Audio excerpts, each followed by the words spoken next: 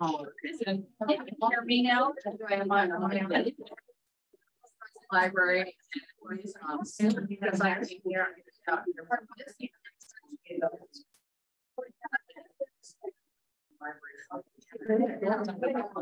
my gosh, this yeah.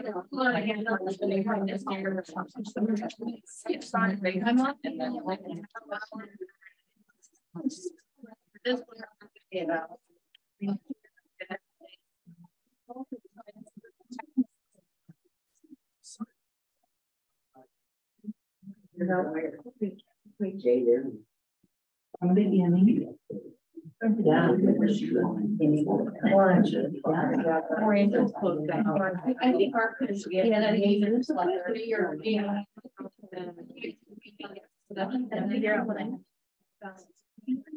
Hi, everybody. I think we are getting ready to start in just a couple minutes. Hopefully I have it so it's recording right. Oh, thank you. Just a few things everybody probably already knows, but there is coffee and stuff in the next room and bottled water. There's free books over there if anyone wants them, and bookmarks and all kinds of stuff. And I'm so glad everyone's here. Lineup's going to be, oh, and the bathrooms are down the hall. And thank you, Stephanie, for hosting today. No problem. And if the women's restroom is full, you can always go in the men's because it's just the same. Or maybe you just want to just, even if the women's is empty, Yeah. like just not like So we will start with Sally. She'll share some of the books we have for this summer reading. So if you're ready to go, I'll walk around that.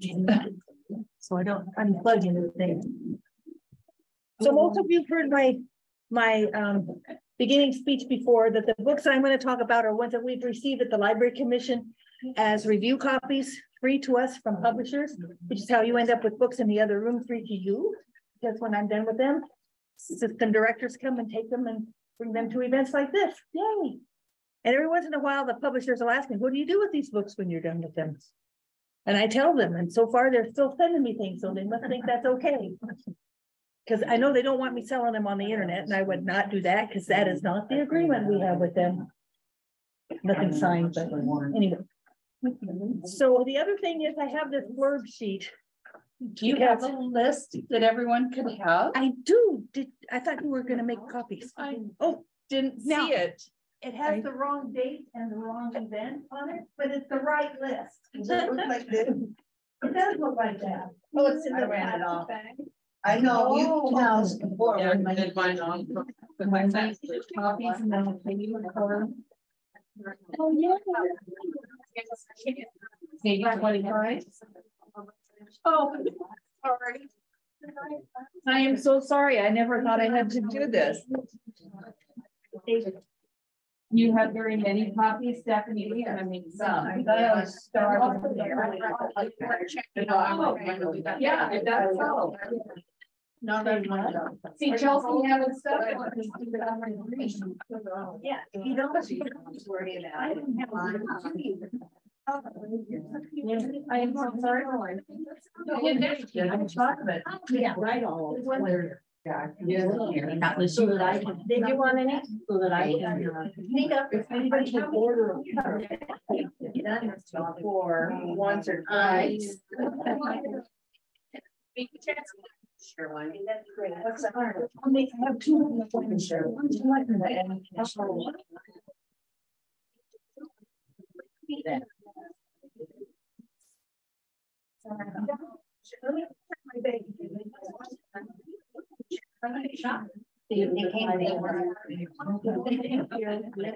I think she's thinking like 10. I wasn't actually 20, and then I thought it was 20.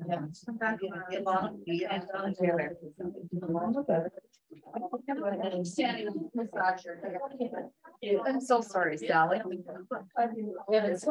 don't. Put in the thing, but it's okay. You don't. They're going to share some of them from the same library. We're going to share some. We're good. Okay, so nobody looked at the event or date on the front of that handout, right? Thank you.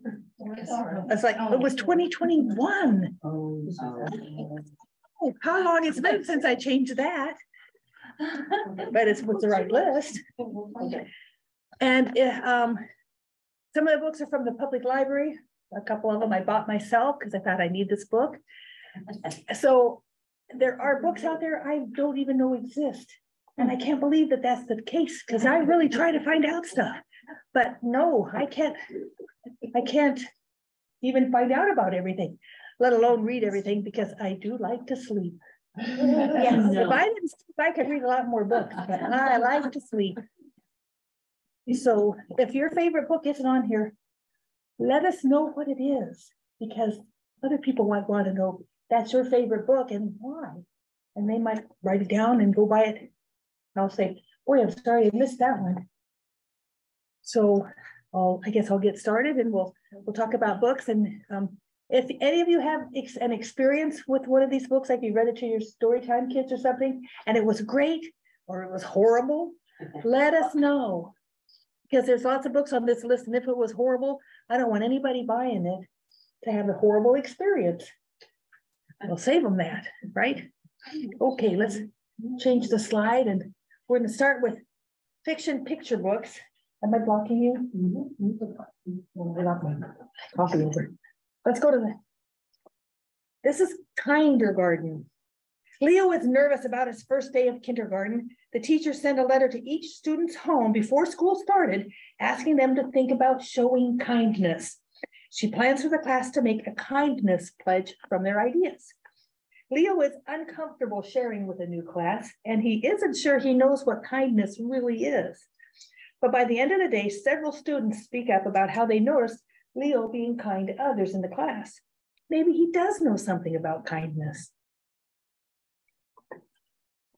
This is a follow-up to the book, The King of Kindergarten. On her first day of kindergarten, MJ's mama reminds her what the Queen of Kindergarten does. Brighten up every room we enter. We are caring and kind. The good ones are always helpful to others.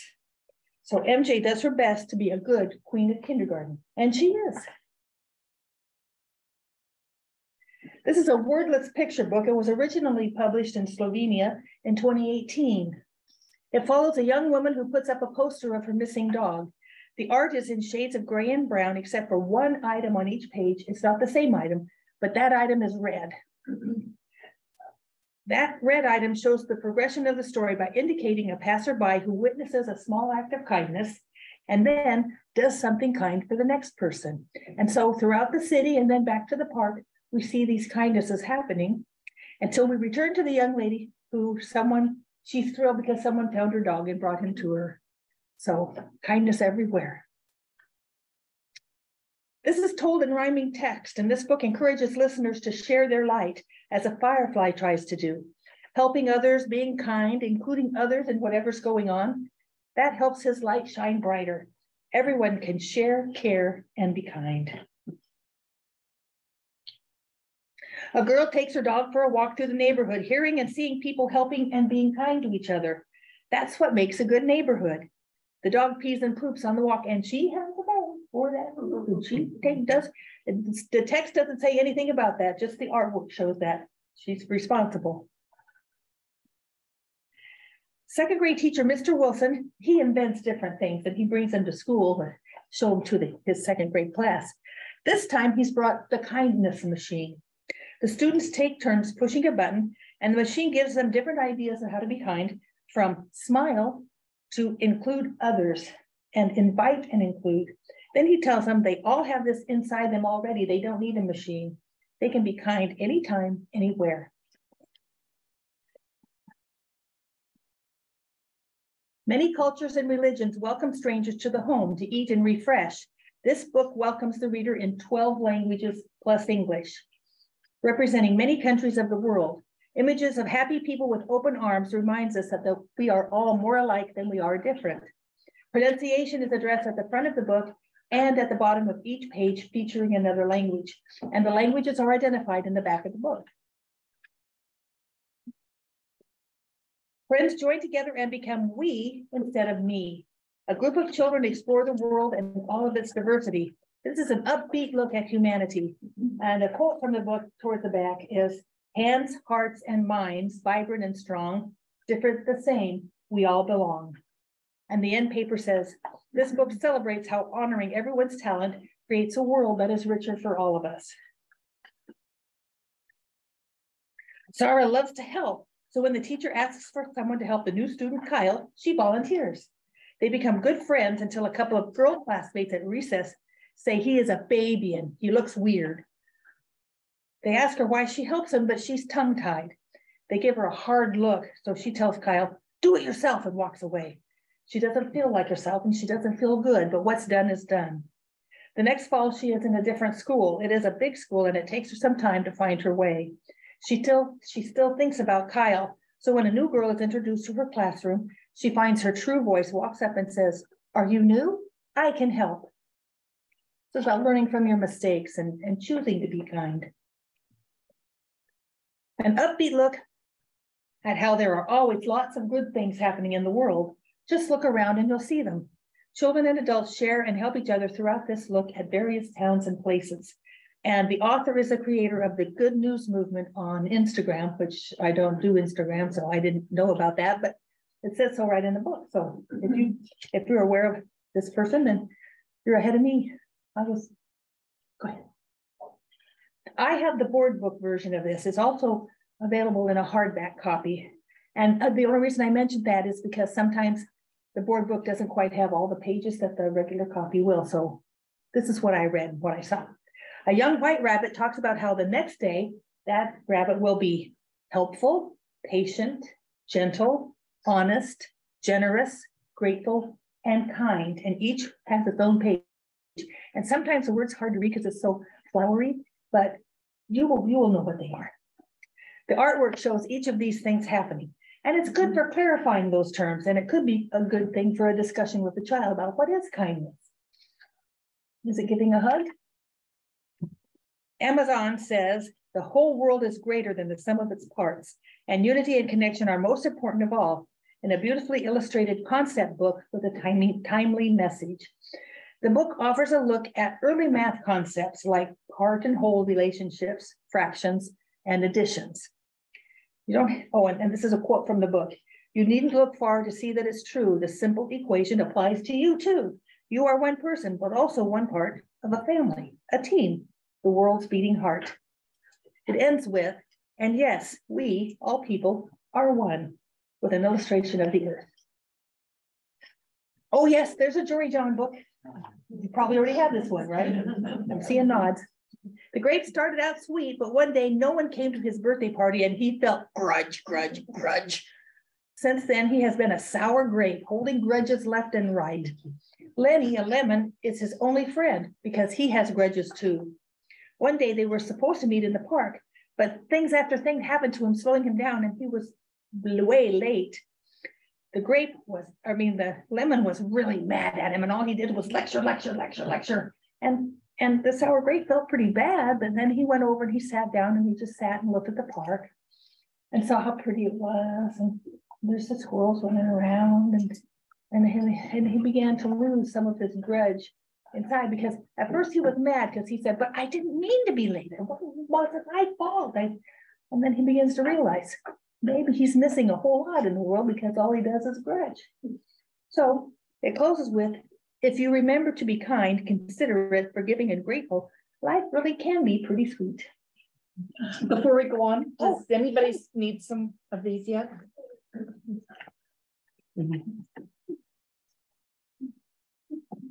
Any other table need any? Thank you, Stephanie. You can read my blurbs later if you want to. Said you don't want. Okay, there we are.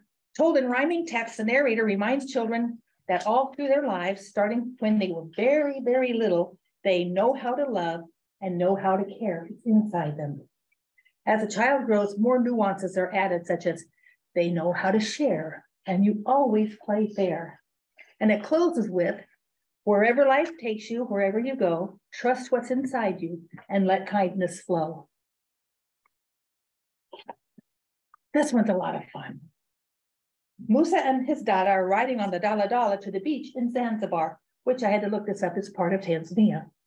But the bus keeps stopping to let others on. Musa thinks there is not enough room, but every time the people have a shuffle, a squirm, and a squeeze, or some wiggles and giggles and fun, and they do have some more room. Eventually, Musa invites the last group on the Dala Dala because each time they make room for everyone.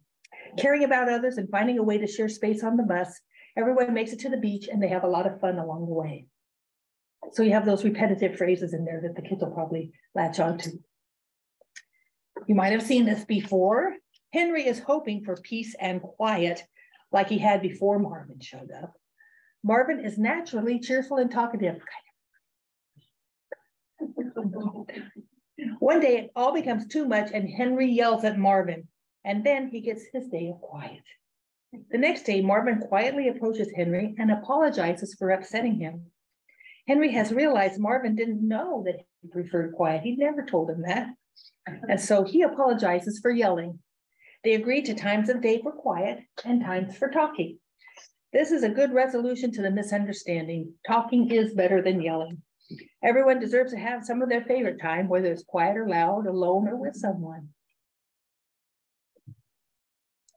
The author offers several ways children can be a bridge and offer kindness and support to others. They can be the first to say hello to a new student, or they can invite someone to join in. And it's okay if they say no, if they don't want to. Listen to others and all voices should be heard. Stand up to bullies and say, hey, you, stop being rude. I've always wondered what kids would actually say to bullies, and I liked how this told them something to say, because I don't know very many books that actually specifically say that to the kids. They say, talk, speak up, but what am I supposed to say? Sorry, on a side note. Camilla borrows trouble by being afraid of a lot of things. When they play hide and seek at school, she only wants to hide. One day, the class goes to the aquarium, and Camilla again tries to hide, but in her spot, classmate Kai is already there. He really wants to see a real live stingray, but he's afraid. He asks for Camilla's help, and she says, I'll try. Working together, they both overcome their fear and observe the animals they will write their reports on. It's facing things even when you're afraid, and that is a big win. Shocked out of their sleep, two young brothers find their home demolished and their parents missing, so they grab a blanket and an orange and walk to the beach. There they sleep next to each other until morning. Other survivors of the event on the beach are there, and soon they begin to share what each has brought to eat. The younger boy peels his orange and shares the slices. Fortunately, a ship appears and the survivors get on board, ready for whatever the future brings. The author said, I think it's at the end of the book or on the end paper, says that they on purpose left off what had happened. You can assume it was bombing or a natural event. Where this happens, didn't specify anything, so that it can be more universal for people who have had all different kinds of things happening. And the idea is we have to move on and work together.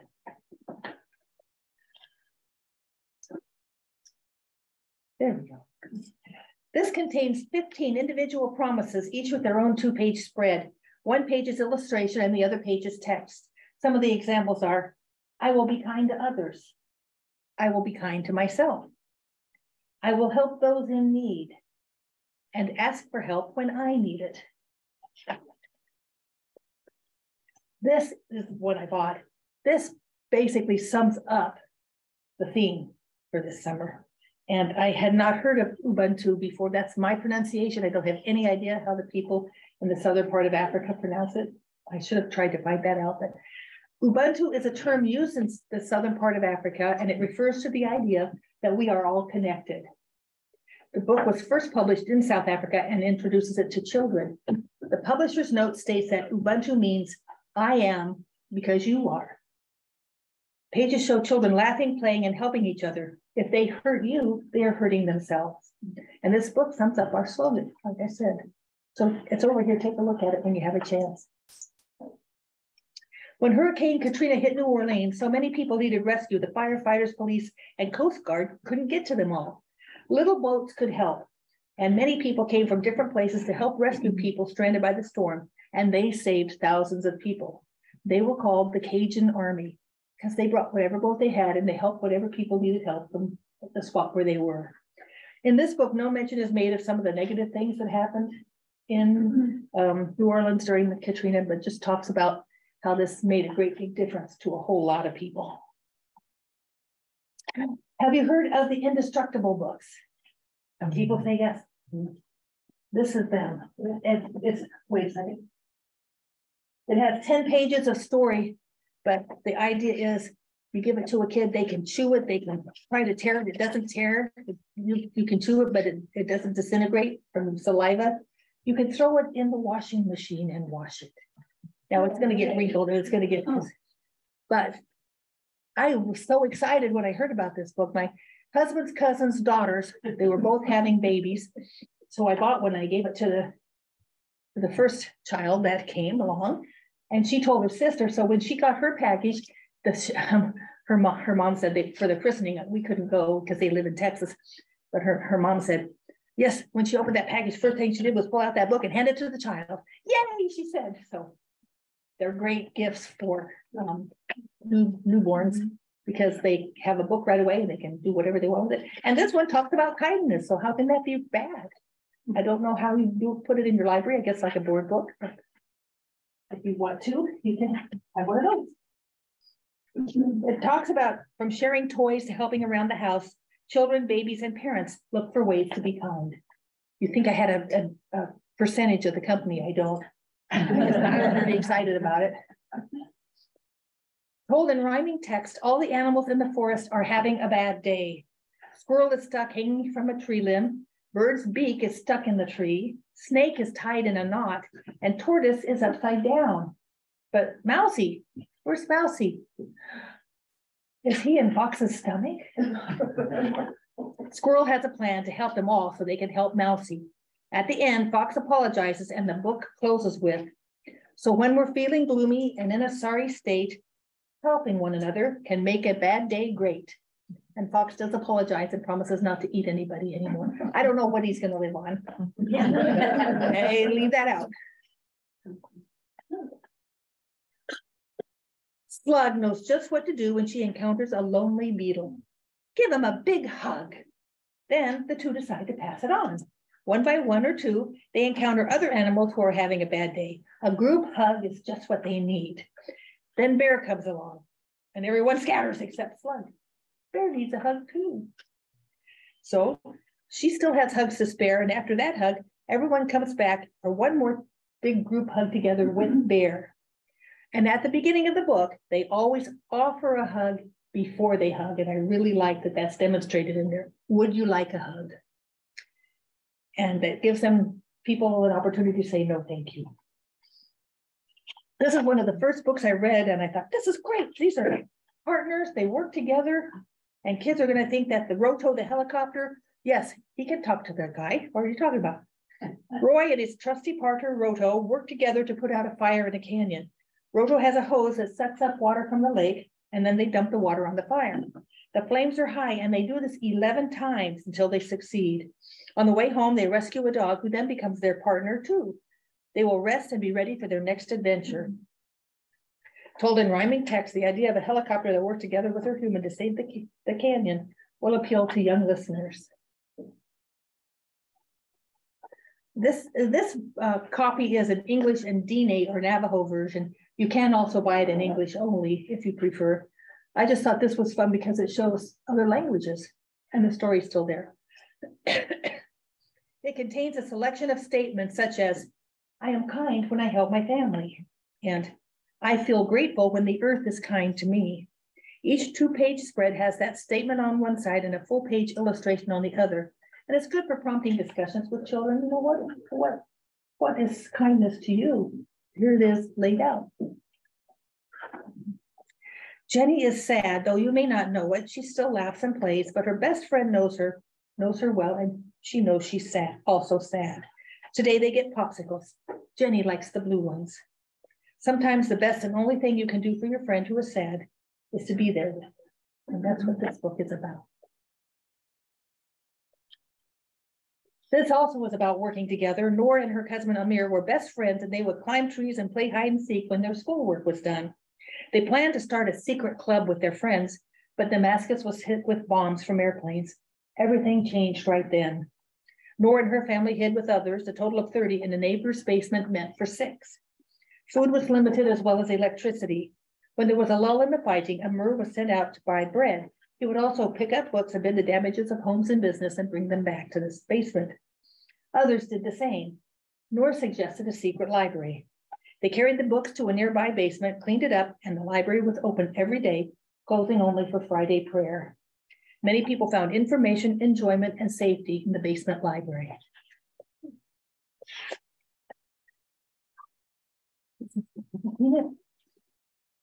Arnold is the only member of a superhero family who is not super. And every day, one or another of them ask, have you found your superpower yet? No. The answer is always, not really. Arnold still answers the phone and takes very neat notes. But one day, when he had a phone call and rang the alarm, no one came. Maybe everyone's already out saving the world or in the park eating donuts. I'm sure which. Arnold puts on his retired great-grandmother's mask and cape and filed onto the bus in an orderly manner, because he is very all about politeness. He finds several situations he helps in an ordinary way, and then finally finds the girl who called. He handles that situation too. The note the girl had from her friend wasn't neat, but he could read it, and that's what made him special. He saves the day. Back home, his family is watching the news. It is all about Super Nice Guy. Arnold still answers the phone, but sometimes he goes out to help people. I love it. Her beloved grandma gave her the name Punky Aloha. She had been shy and scared of making new friends, but one day her grandma wanted to make her famous delicious banana bread. They were out of butter. So she wouldn't be afraid to go to the store by herself. Grandma gave Punky her brave glasses. Grandma asked her if she remembered how they always shared their aloha. Be helpful, be giving, be brave. Punky helped a pig, a bee, and a boy on the way to the store, and she made a new friend. Starting with an illustration of a girl releasing a ladybug out of the window, the text says, kindness is sometimes a cup and a card, which may not make sense without the illustration, but there you go. The story goes on to show various scenarios where someone is being kind to others or to animals. The illustrations continue to clarify the meaning of the text, like in the first example. And listeners can be asked to name another situation where they or someone they know showed kindness. Based on the real history of her great-great-grandfather, Sam, the author tells of the chair he built after arriving in America. He carved the German word willkommen, welcome, across the back panel of the chair. A year later, he and the family he lived with and worked for moved to Wisconsin. As the chair travels with Sam and families grow and change, new words of welcome are carved on the chair. Finally, her family lost track of the chair, so Wells invented the rest of the story, including 2 nuns from the Dominican Republic. Listeners will enjoy the history of the chair and how it and the people who had it welcomed others. Now we'll talk a little bit about picture book nonfiction. Patsy Temeko Mink was the first Asian American woman elected to Congress. And she had always wanted to be a doctor, but the medical schools wouldn't take women. So she decided, I'll go a different way. She became a lawyer, and then she got into Congress. And she worked to help create the Title IX rule and worked hard to get it passed. And she said that, although many people tried to knock her down, Patsy, a historic trailblazer who spent her life fighting for fairness, always got up again. And this was a family saying, if you fall down 7 times, you stand up 8. Eliza Davis lived in London and admired the author Charles Dickens, but one thing was wrong. When she read Oliver Twist, the character of Fagin was horrible. He was mean, selfish, and greedy. He was also Jewish, as was Eliza. Although Dickens referred to him quite often, and Dickens also referred to him quite often, not by his name, but as the Jew. She wrote a letter to him saying that the character of Fagin encouraged a vile prejudice. She asked him to right this wrong. He replied that Fagin was built on real people and other bad people in the book were not Jewish. Sensible people understood this. She wrote again saying that all his Jewish people were criminals, which was not true in real life. Finally, monthly installments of his newest book, Our Mutual Friend, came out, and Elijah found the character of Mr. Rhea, a Jew, to be kind and generous. and more with the reprint of Oliver Twist, he had the publisher switch out all references to the Jew and put in Fagin's name instead. Eliza's letter made a difference in how Dickens portrayed the character of Fagin. He didn't change the character, he just took away the references that were prejudicial. So one person can make a difference. Amazing. I never knew that. I love this book too. It's based on a true story. Victor and Lenise are twins living in Malawi and used to doing everything together. But now they are 8. Victor goes to school and Lenise helps with the chores at home. One of them is walking to the river 5 times a day to get water for the family. When the teacher at school gives the students a homework assignment to see if all the children have equal opportunities, Victor knows Lenise does not. He suggests they take turns going for water and going to school. And soon other families in the village are following their same plan. And again, this shows how one person can make a difference because he cared very much for his sister. Here's Brad Meltzer's series. He has one about Malala. Good basic information on her childhood and the thing that inspired her to speak up for free education for girls and for everyone. The scene on the school bus when she was shot is carefully portrayed. Readers do see a small illustration of a man pointing a gun, but that illustration does not show who he was aiming at her. And I didn't know this either. Oh, I should have practiced this. Sorry, I can't say the title of this mosque. Fatima loved to learn and had an almost insatiable curiosity about everything. Born in Tunisia in about 800 CE, Fatima and her family moved to Fez, Morocco, where she and her sister grew up. Educated in the home, they both chose to give back to their community. Fatima built the Al-Qarawiyyin Mosque in 859 CE that functioned as a school for all, men and women. It is the oldest continually operating university in the world, which I had no idea. Some beginning readers. Oh, Clark the Shark is pretty popular. Clark is excited about a drawing contest. The winner will receive Captain Suckermouth comics that are signed by Captain Suckermouth. Why wouldn't you want to win that? He is too excited to listen to his friend Joey, who was sad after his pet catfish died. Clark feels bad for ignoring his friend, and he decides the best thing to do is to draw a sympathy card for him, since Joey doesn't even want to see him. Clark also comes up with a list to help him remember to listen and care about his friends. Oh yes, another jury time. The Good Egg has organized a talent show, but cannot think of any act he could do himself. He decides he will just watch and support his friends. During the show, several acts have problems, and the Good Egg is there to assist. After the show, the performers all thank him for his helpfulness. On the way home, the Good Egg thinks, I guess being kind is a talent too. If you've seen El Toro and his friends, this is a look back at their history. El Toro and his friends are a team, but a long time ago when they were niños, that's when they met for the first time. They were all students of Ricky Rapon, known as the Big Cheese, and he was the best lucha libre wrestler ever. He taught them many things, and then he challenged them to defeat him one by one to pass their final test. One by one, they could not, but as a team, they were victorious. Working together can get things done. How am I doing on time? 10:31. All right. This is book 1 in the Simon and Chester series. Chester and his friend Simon, a ghost, find some old clothes in the attic and they decide they need to be detectives. Now all they need is a case. They find an unfamiliar dog in the kitchen. Now they have a case. Who is this dog and where does he belong? It's silly and fun, and the detectives really get into sleuthing, and they do help the dog.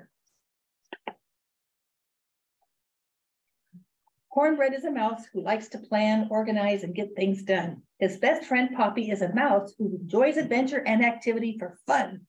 Now Cornbread has all the food he will need for the winter, and Poppy does not. Nothing is left to forage where they live, so they go up Holler Mountain to look for food there. Cornbread is afraid, but he won't tell Poppy to go along. They hide when they encounter an owl, but it turns out he's a vegetarian, and he knows someone who has extra food. It is their old friend, Miss Ruthie, who went up the mountain and was never heard from again. They thought she'd been eaten. She has plenty of extra food to share with Poppy. It looks like Poppy has learned her lesson. But what did Cornbread learn? Because he's ready to go have some fun. This is maybe book 2 or 3 in the Little Animal Rescue series. I'm not sure what book 1 is. Callie is riding the Ferris wheel with her friend Gabriel when a damp fog surrounds them, and Callie is magically transported to a farmland she does not recognize. This has happened to her before, and she knows there is an animal nearby that needs her help. A fledgling barn owl wasn't ready to fly when her family left the area. Callie must protect her first from a horned owl and then from a raccoon, and locate her family's new nest in the dark. Fortunately, all went well, and the owlet was reunited with her family. When that happened, Callie was returned to the time and place she had been before the rescue. This is a new series. It's called The Good Guys Agency. This is book 1. Lucky and Rudy have finally agreed that the name of their club is The Good Guys Agency when a third boy arrives, Red, new from next door, asking what their agency does. Lucky replies that they are here to make the world a better place. Go kids. To help with their first task, they travel in their imagination to visit Fred Rogers, first as a child and later as he develops his TV show. Their mission is to remind their classmate Charlie to be kind to his younger brother. There are more titles to come. Out right now is number 2, Brave Like Jackie Robinson. I haven't seen that one yet. This is book 1 in another new series, the Mythics series. Marina 10 is excited for pairing day in Terra Familiar. It is the day she will meet her lifelong animal familiar, except this time, Marina and 4 other girls are not matched. It turns out they must go out into the world and find their mythical familiars, something that happens very rarely. Not only that, but the 5 of them must work with their familiars to thwart someone who wants the mythy's power for themselves. In this first book, Marina bonds with her mythic, the Kraken, and together they, at least for now, find a way to save Terra Familiar from evil. And the paperback version of this will be out on May 2nd if you want to wait for a paperback. I love Sir Ladybug. I was talking about this on my children's list, and I'm thinking, well, this is perfect for summer reading. Why isn't it? So I put them there. So if you already heard it, I'm sorry. I have 3. This is book 1. And I think there's only 3. Sir Ladybug, right there. His Herald Pell, who's a roly-poly beetle, and his Squire Sterling, the snail, are asked to save a caterpillar from being eaten by a chickadee. He demonstrates to the chickadee that he is extremely capable with his sword, and he is. The solution? Sir Ladybug really doesn't want to hurt anybody, but he is tops at baking world-famous life-changing lemon cake, thus saving the day and keeping his friends safe. And the chickadee gets cake instead. Book 2. It is laundry day when Sir Ladybug is summoned to the Queen Bee. The Queen is a bully and believes her feelings are the only ones that are important. She wants Sir Ladybug to replace one of her knights and do whatever she says. He agrees, thinking he can get his sidekick, Pell and Sterling, out of jail later, because they're already locked up. But not too much later, Sir Ladybug is in jail with his friends for not agreeing to bully the others as the Queen insisted. Don't worry, she will get her comeuppance. And well, this one's kind of my favorite because Sir Ladybug's book he checked out from the library is almost overdue. Before he can read, he has to get it to the library by sundown. But before he can go there, he has to help 23 and a half other animals because he's Sir Ladybug. Finally, Sir Ladybug, his Squire Sterling, and Pell are ready to go. But now there are 3 bookworms between them and the library. And all they want is the library.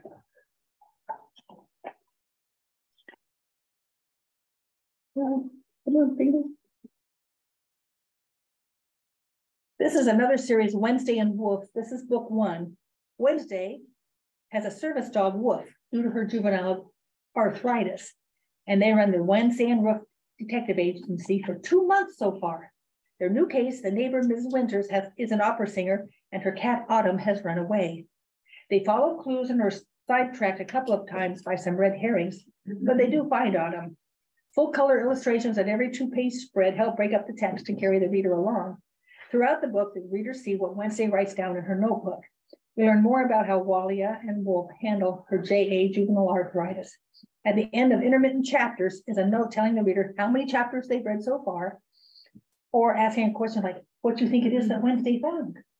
Hoping to encourage them to keep reading, I think. Sometimes that just pops me out of the book, but I think for kids, that might be a help. Book 2 is New pup on the block. The new pup, Ruthie, belongs to a new neighbor, Mariposa, and Ruthie's job is to let Mariposa know if her sugar level is too high or too low. Mariposa is learning about being a detective, and the newest case is the disappearance of Wednesday's twin brother Rafe's drone. Wednesday creates a map to show where everyone was standing and asks questions to try and solve the mystery. Mariposa jumps to a conclusion, but agrees to wait until all the facts are known. Illustrations and the occasional encouragement at the end of some chapters continues in book 2. Book 3, The Runaway Robot, came out November 15th of 2022, but I haven't seen it yet. Now we'll move to books 4, grades like 2 to 5 or so. That's the other thing I forgot to mention. Put books in various general categories, but we all know that kids in one grade all read at different levels. And so what might be great for one kid is not too hard or too easy for another. So this is not a fight and hard selection choice. Okay.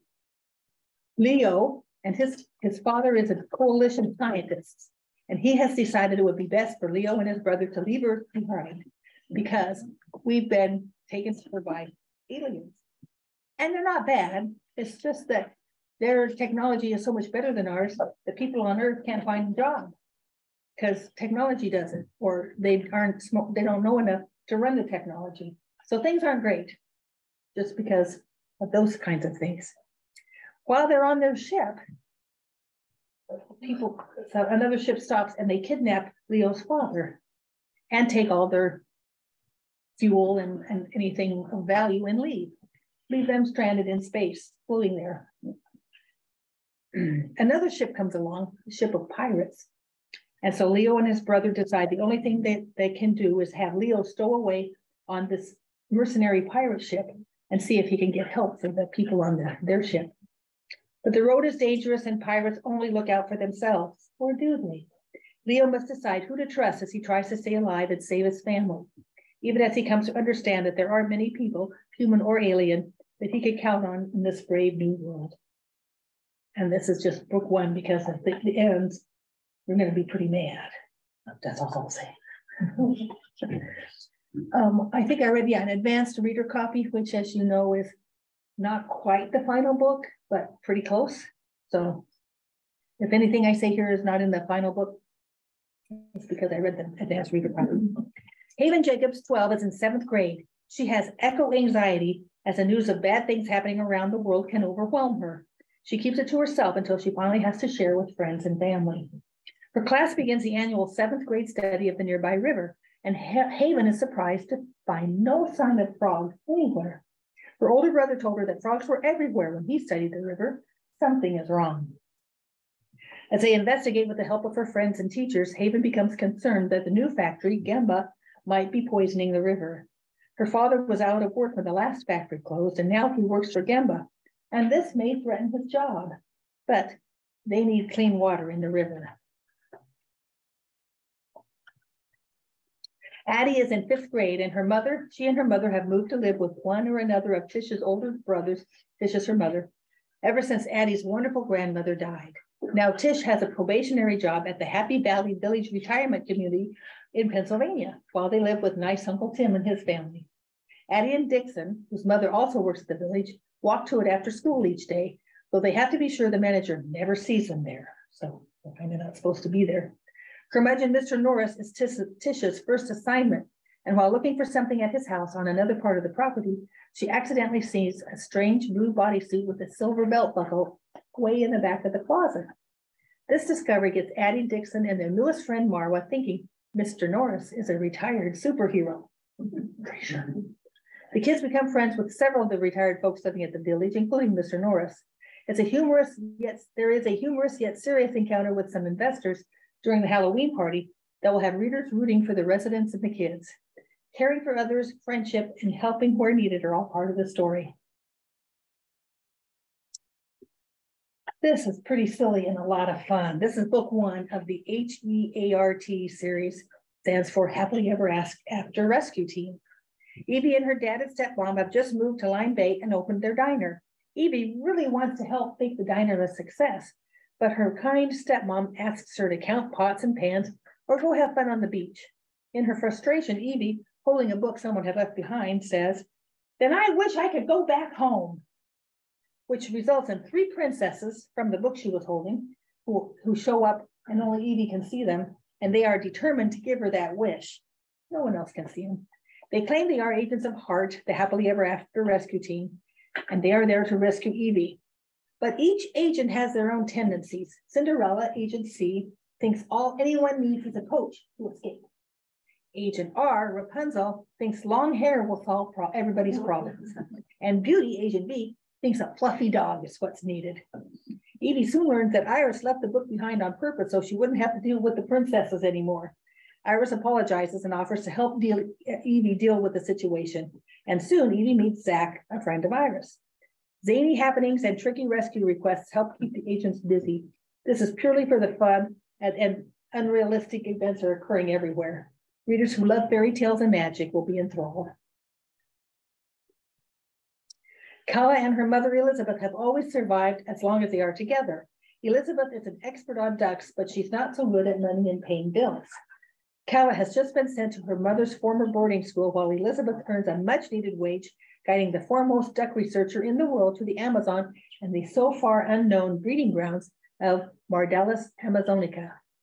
Rather than being pleasant, the school is now run by a former student who is diabolical and nasty. After Calla learns her mother has been kidnapped, her new roommates and all students in the school rally together to toss out the current headmistress. Clever, humorous, with wonderful characters, readers will cheer on the rampaging students and nuns. Go nuns. As it says inside the front cover, can Calla, her friends, and a motley crew of nuns defeat an evil headmistress and find Elizabeth before it's too late? Now that made me want to read that book.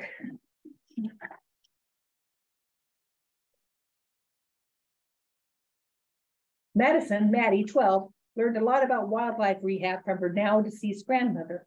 Her parents have forbidden her from bringing any other animal home ever again. No, none, 0. But she had to rescue 2 beaver kids whose parents were shot. She depends on knowledge from her grandmother and information on the internet to help them. She hides them in the treehouse. The friends are also investigating to find out who shot the beaver parents. So there's humor. They are also being respectful to adults and caring about wildlife. I really love this one. This is a full color graphic novel. It's fiction, but it's based on the author's real experiences in wildlife conservation in her home country of Vietnam. In this story, Chang is teaching Soria how to live in the wild. After years of no, because she is a girl and she was too young, the Cat Tien National Park accepted her as a volunteer. Soria was only 2 weeks old when she came to the center. Now Chang takes her out in the wild to simulate finding food and other knowledge that she will need or to be afraid of. Success comes slowly, but it happens little by little. They find a wild forest where she can live, and Chang goes along just to help her adjust. Eventually, Soria is able to live on her own. Success. My favorite book. I was telling people earlier. Okay, it's a full color graphic novel. It is a post-apocalyptic countryside. 2 brothers who are fighting each other accidentally bonk into and activate an artificial intelligence toy from the past. His name is Fred. He is positive and upbeat, and he wants to be everyone's friend. Determined to make the world a better place, he has the bright idea to talk to the 2 most powerful warlords and talk them into being friends. Because that'll work, right? Sure. Lord Bonkers and Papa Mayhem are not interested, but they are also puzzled by Fred because one of them sends him to the most terrible torture chamber there is, and Fred's down there laughing. Woo, that's fun. Woo, have a good time. What? That's torture. No, it's great. He's really having a good time because he's not human. Anyway, it's a lot of fun and upbeat, and that might be the only book, but I don't know. I think he should write another one. My opinion. Full of energy, Portico Reeves imagines himself as a superhero who protects superheroes. And right now, he is often protecting his parents. They keep having arguments about unimportant things, like the table by the couch. Who cares about the table by the couch? They tell him, in the meantime, you should go do this or that. but he sees the word meantime as mean time, because that's what they're doing to each other. They're being mean. Over time, Portico realizes what is happening. His parents are splitting up. Others living in the apartment building do not tell Portico, letting him come to the truth when he's ready for it. His father's moving into a different apartment in the same building, so they'll still be nearby both of his parents. Portico and his friends are busy with lots of goings on and dealing with Herbert Singletary the worst. An occasional episode of TV Super Space Warriors is recalled by either Portico or his best friend Zola, and it usually relates to whatever's happening in the story. Lots of illustrations, a winding plot, supportive friends, and Stump Boy's trademark moves will appeal to readers. I have the first two books in the Animal Rescue Agency files. The first book, Little Claus, Esquire Fox and Mr. Pepper, a rooster, formed the Animal Rescue Agency after their rooster convinced her to give up her life of crime. Now they are on their way to rescue a polar bear cub who was floating along on a piece of ice. Complications arise several times, not the least of which the hunter who was after Esquire. They have a network of local agents throughout the world who help them get to where they are needed and continue to help while they're there. The cub is very hungry and his mother is frantic. The only way to rescue him may be by glider. Once she is flying out over the cold, cold ocean, Esquire realizes there is no good way this can end. But look, she's back in book 2. Relief, right? Esquire and Mr. Pepper travel via sea turtle to a tropical island. Beetle, a pangolin, was at rehearsal for his concert when something went wrong and he ended up way down in a crevasse in the rocks. Avoiding being seen by humans while working toward rescue, Esquire was saddened that exotic pets had luxury, but were still ultimately locked in a hotel room, also still a type of cage. But there is something odd about this rescue. There's something kind of weird about how all this happened and how things are not working well towards a rescue. But things will finally be resolved. What? Another Boxcar Children series? But of course. This is book 1 in the Boxcar Children Endangered Animal series. You might need one. The 4 Alden children travel with their grandfather from Greenville, Connecticut to Port Elizabeth, New Jersey. Grandfather has some friends there and they all enjoy the aquarium, the lighthouse, and the beach. Overnight, there was an accident. A tugboat ran aground and spilled some oil in the ocean. For some reason, the light of the lighthouse was off. Works to solve the mystery of the lighthouse. Environmental activities are woven into the story. Mystery fans and fans of the Boxcar Children will enjoy the start of a new series. Now we'll go to a little bit of nonfiction. First, this is about the Montgomery bus boycott in Rosa Parks. It's a Who HQ graphic novel. A brief biography focusing on her refusal to give up her seat on the bus that had an effect on the civil rights protests that followed. There are occasional one-page explanations clarifying things such as Jim Crow laws or introducing people like Martin Luther King Jr., for example. So the story progresses, but occasionally there'll be a one-page thing about something that the author thought was important for people to know. Each 2-page spread contains information and illustrations focused on one march. Many were held in the United States, but a few were held in other countries such as India, Bulgaria, and Kenya. At the back of the book, it says, most of all, we march for one another so that all of us might have a better life in the world we share. This was fascinating. The author first includes information about the variety of whales, what they eat, and why they migrate. Then she introduces why whales are uniquely positioned to help the planet. So go whales. They provide nutrition through their poop, because they have a lot of poop, to areas that are in need of it. They store carbon in their bodies for years. They live a long time. That's carbon that is not out in the atmosphere. When they die, they fall down to the ocean floor and provide carbon to the animals down there who need it. And again, it's not up in the air where it's go whales. It was fascinating. This is part of the I think I have 3 books in the She Persisted series. Temple Grandin was different from other children, but she learned and became a well-respected scientist and animal behavior specialist. Then she decided to tell the world about her autism and that learning differently should be accepted around the world. As expected in this series, a black and white illustration is included in about every 3 or 4 pages. Larger size type makes this an early chapter book for nonfiction, and it includes references at the back of the book. The next one is about Harriet Tubman. And it's a well-written biography of Harriet, starting with her life as a child in slavery, and that how she became the best-known conductor of the Underground Railroad, wanting to help others to freedom. And oh, here's another book about Malala, because we need plenty of those. It's another well-written biography. This time, Malala gives a few details of her life so far. She won the first Pakistani National Youth Award in 2011, and later in 2014, the Nobel Peace Prize. And she has established the Malala Fund, a nonprofit charity. This is a handbook about kindness.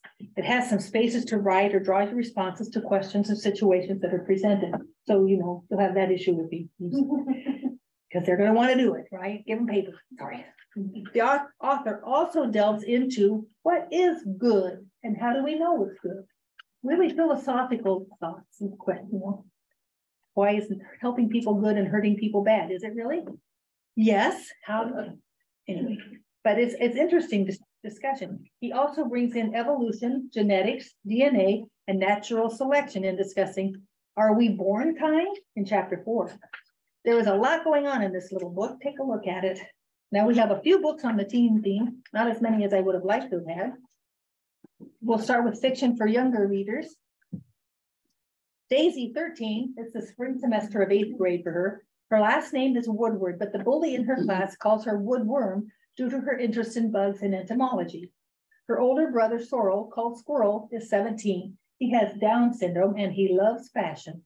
His goal is to become a YouTube fashion celebrity, though their parents won't let him be on social media due to some bullying a few years ago.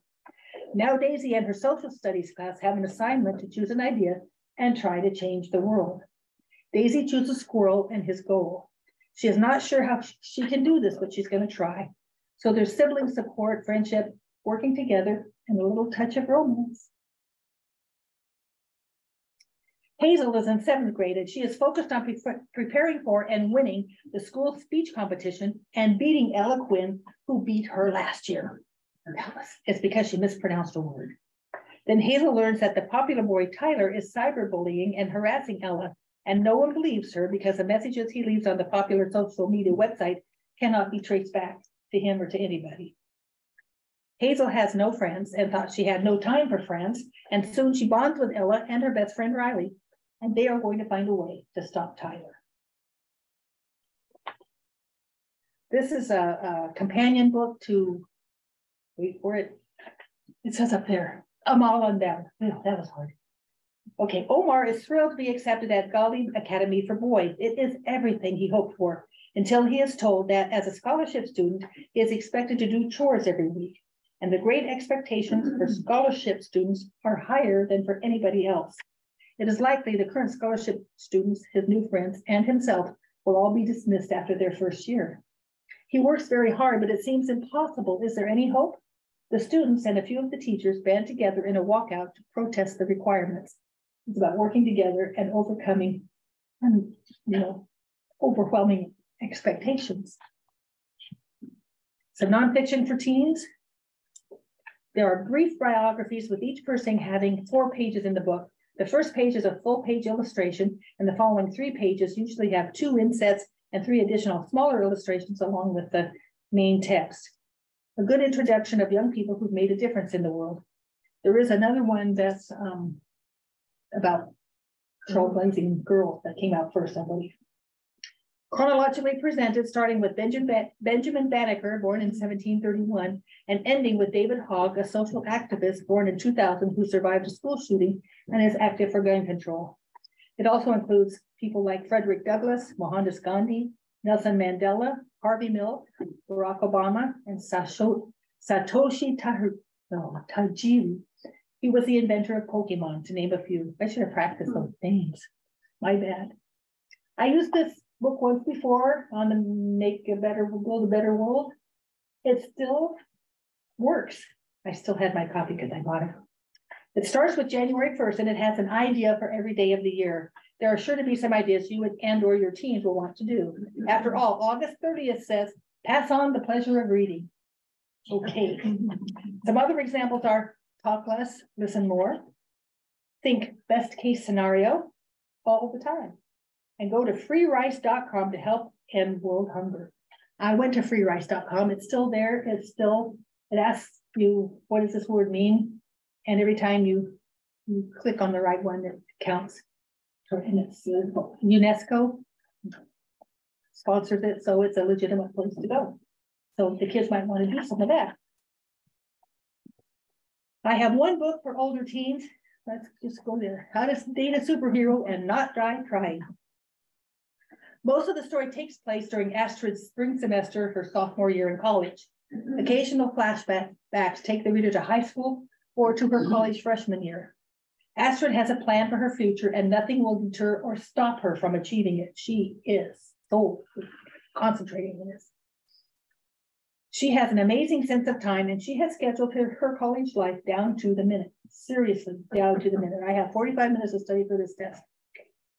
This is when she finds out her boyfriend is a superhero. Kid Comet.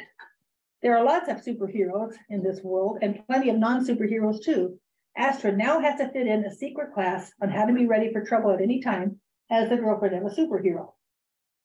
She doesn't have any time for that, but it's pretty important. And someone's been messing with her experiments in the lab. This is humorous, exhausting, and a touch romantic, and thoughtful about how it all could or would work, a romance with a superhero. And she wore me out. I mean, I don't know how she kept going. I know she's fictional, but Lordy, bush. And that's it. Am I done? Yay! I do have a few books that are just either older or, there's Peppa is Kind, which is one of the books of many, many, many books about Peppa Pig. Be Kind by Pat Zetlow Miller, and I Wish You More. Oh, those are also fun books. So they're over here. Take a look at them if you want to. Make a big mess over here to make me happy. Thank you.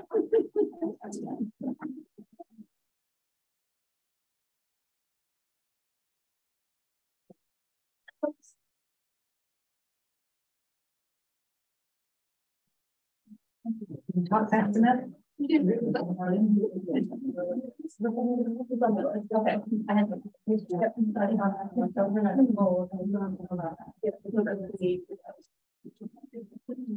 People take a little bit of a break so they can get set up.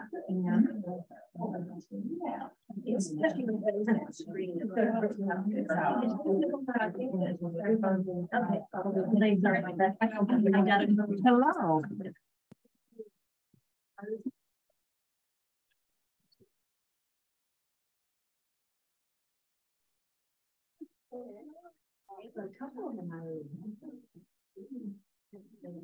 Now, is it easier for us just to use your sticking first if you want to, or else I can just plug it if you have a HDMI, whichever. Thank you.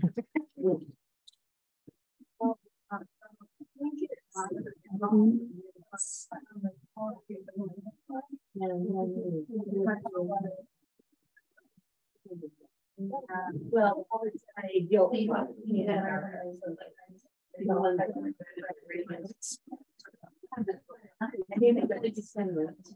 know. Get those still. It's just like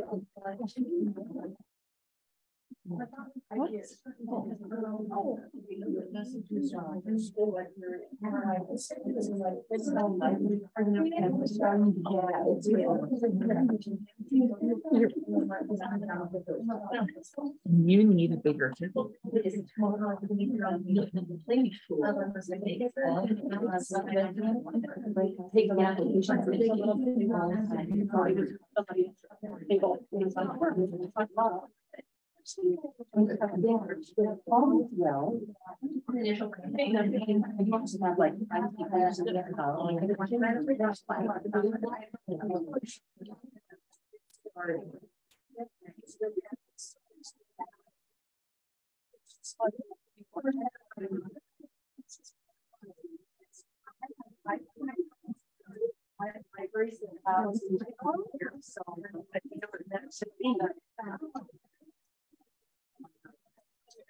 Yeah, so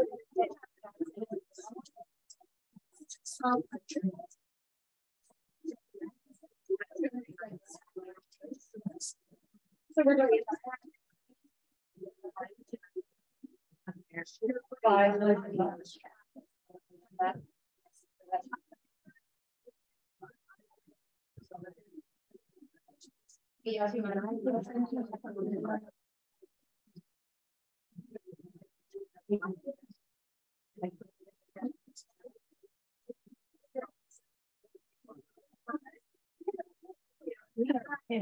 One of us. Yeah.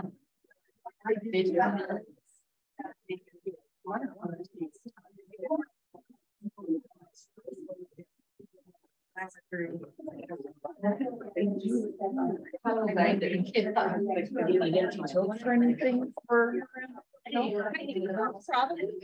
Oh.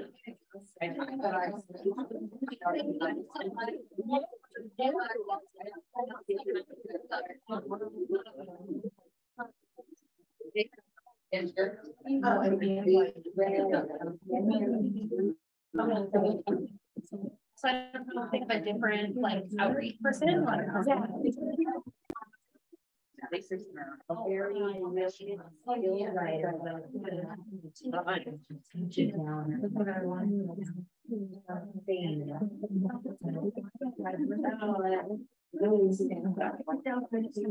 We're going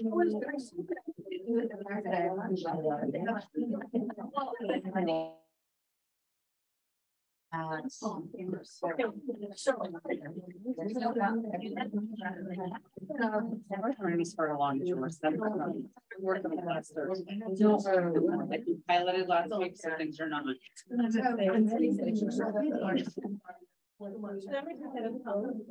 Yeah, but even when she had work, you gotta keep it. Play diary.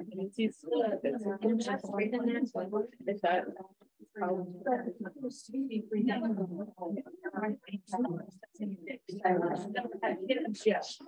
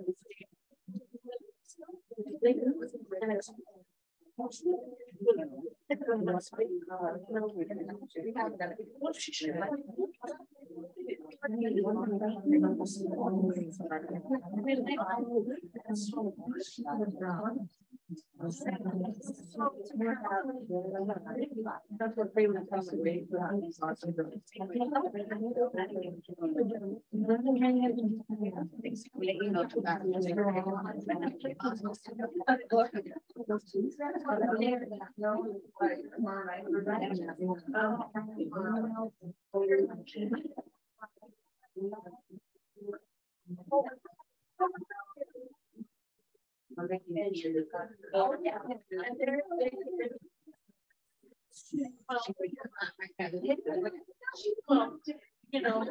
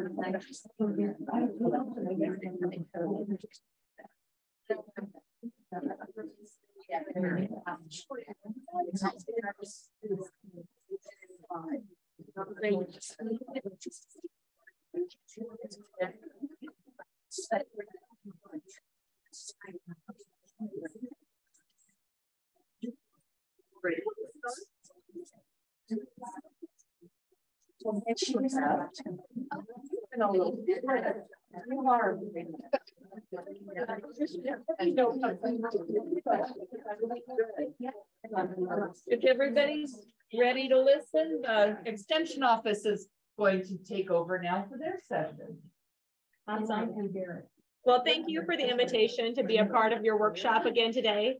It's always fun for us to be able to come to this and share kind of the new things that we're working on, to share as resources for all of you. And when I look around the room, there's so many familiar faces, and that's kind of fun because I know that we've had great partnerships across the state. So with our 4-H Reading Connections program, as many of you are probably very familiar with, we started back in 2014, and it just seems to keep on kind of morphing and growing into more. And all of that is thanks to you and a lot of the great input that we receive back from you, so we can make changes, because our goal is really to provide resources and materials that benefit you and the patrons that you work with, whether it's directly in your library. We know that a lot of you have outreach and have story times that maybe you go out to childcare centers and home child cares as well.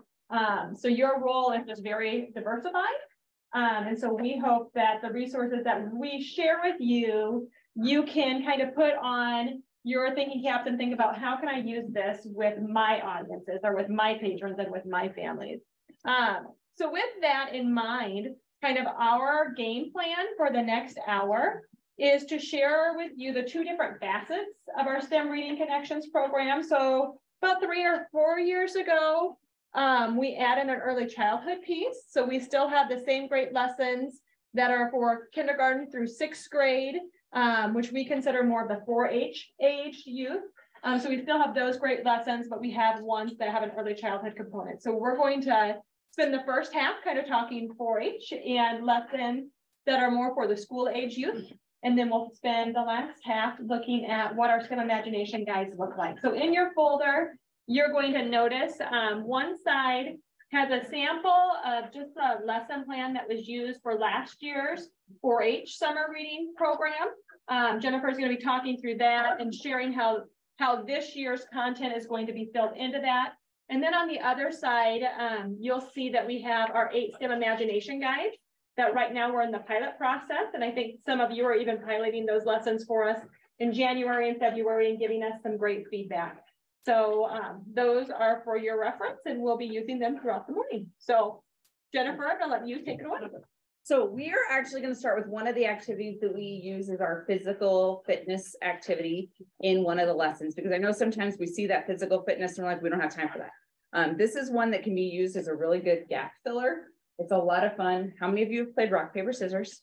Okay, this is ultimate rock, paper, scissors. So what is going to happen when I say go is we're all going to stand up. We're going to find a partner. We're going to play rock, paper, scissors. The winner, then whoever they were playing and didn't win that round, joins their team and supports them as they go to find their next rock, paper, scissors match. So that we basically get down to, we have 2 teams at the very end. Does that make sense what we're kind of going to do? So the lesson that this comes from is our head lesson, which is called All Together Now. So with this year's theme being on kindness and teamwork and that type of thing, our lesson for the head lesson kind of deals with teams. And our lessons, when I talk about them, we've kind of gone on a little different track than we have in past years. They're not as STEM driven as they have been in the past, although one of them is very STEM driven, and I will show you the sample of the thing for that activity. But in this head lesson, we're talking about naming and knowing our emotions. And then we're talking about, how do I work together with a team? How do I find that commonality with people that maybe I don't know? And then how do you put those pieces together? So it focuses more on the social emotional aspect of the theme this year. So this is our starting activity for that. So it's ultimate rock, paper, scissors. So are we ready? Okay, so I will kind of tell you when we're going to start each round so that I make sure everybody's done. So everybody stand up and find a partner to play rock, paper, scissors with. You're fine.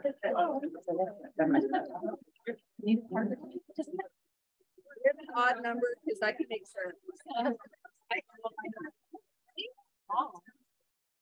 Okay, does everybody have a partner? Hey, like I do with my kiddos, heads up. Then you guys say 7 up and then you're quiet. Yeah. Okay, does everybody have a partner? Okay, on the count of 3, you're gonna go. You ready? 1, 2, 3.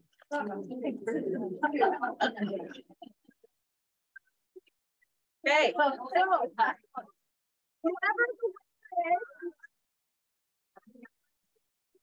The other person is gonna come. Yeah, you guys are waiting. See, this is what happens with kids too.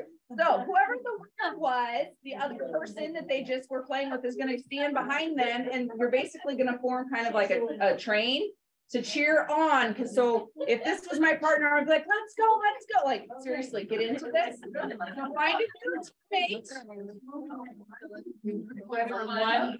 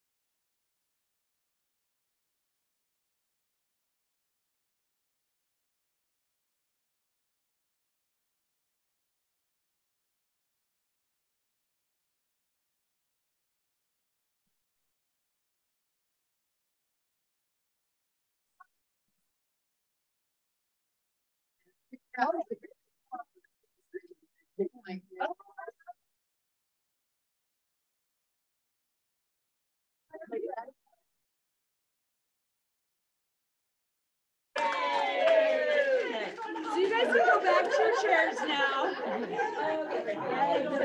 Does she get a trophy? Yeah. A piece of paper? Later.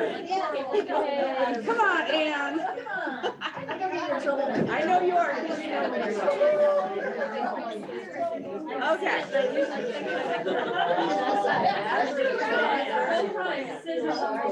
Okay. So as you can see, that physical fitness activity doesn't really require a ton of space, but it is a lot of fun.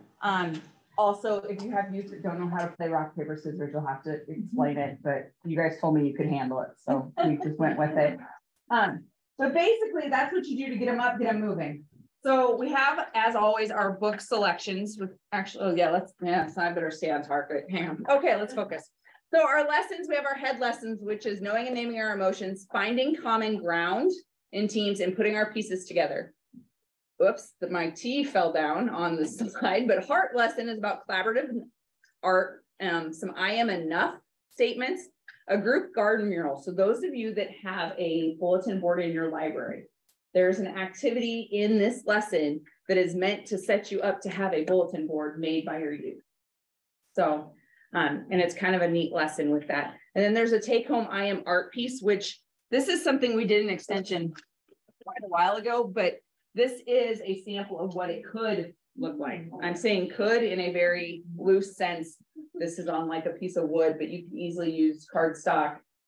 And then basically you just say I am, and then you write statements about yourself and put them in there, or the youth would put them in there.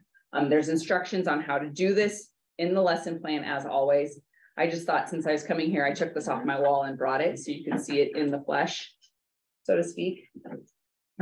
Our hands lesson is simple and complex machines, and they're supposed to create a gumball machine. After our group piloted the lesson last Thursday, we decided we needed a simpler component, because the gumball machines, while they are super cute, and like it does work. I put M&Ms in it on Friday, and it does work. This took adults a long time to put together. Okay. But if you have a group that meets, you know, some of you, I know you do 1 hour a week for like a month, but if you have a longer period of time, this would be a good activity to do, because it takes a while, because we hot glued this, but your glue has to dry. We also found out X-Acto knives, while dangerous with young people, were beneficial in cutting these out. There is a template pattern that she has put together for this. It is a really cool activity. And for those of you that maybe have some higher achieving groups, or some of those older kids that need to be busy, this is a great way to keep them busy.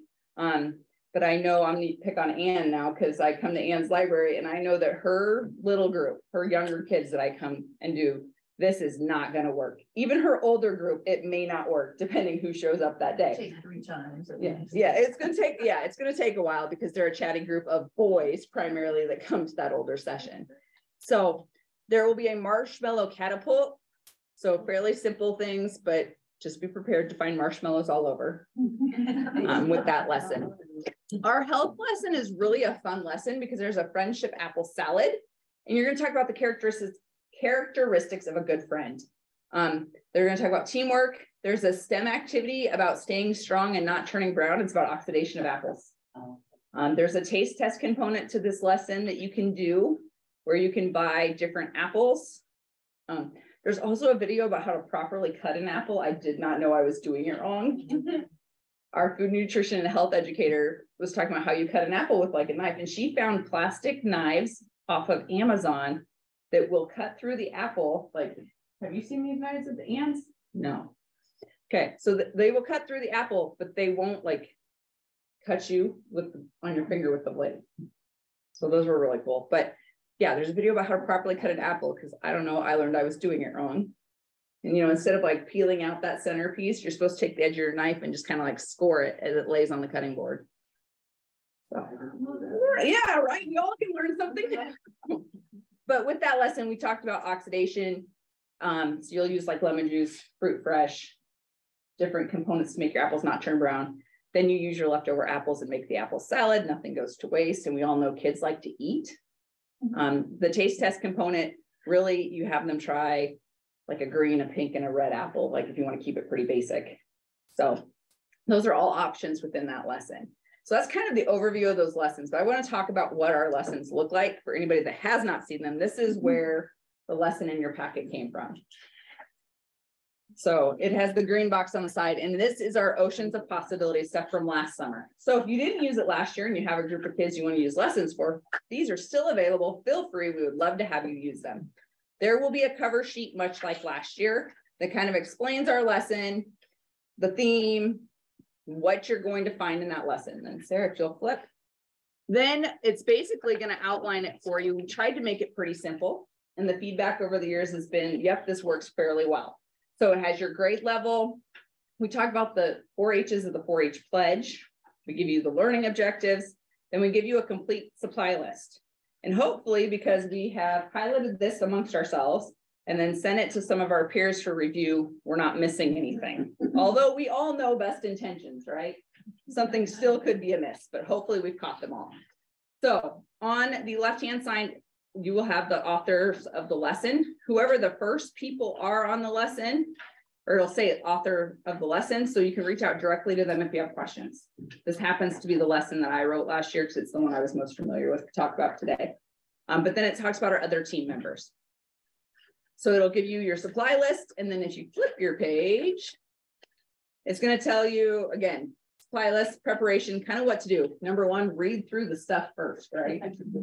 Yeah. I am really guilty of not doing that. Full disclosure. I'm ready for the next one, Sarah.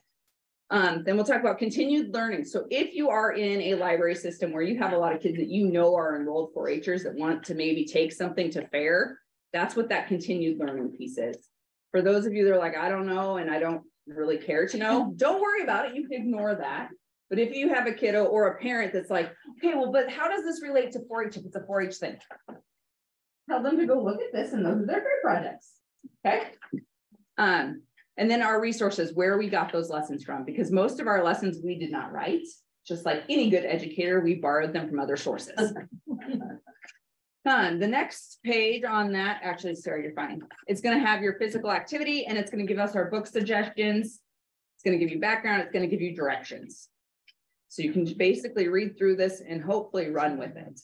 The next slide is going to have kind of what you would do, choose your book, do your introduction. It even gives you opening questions.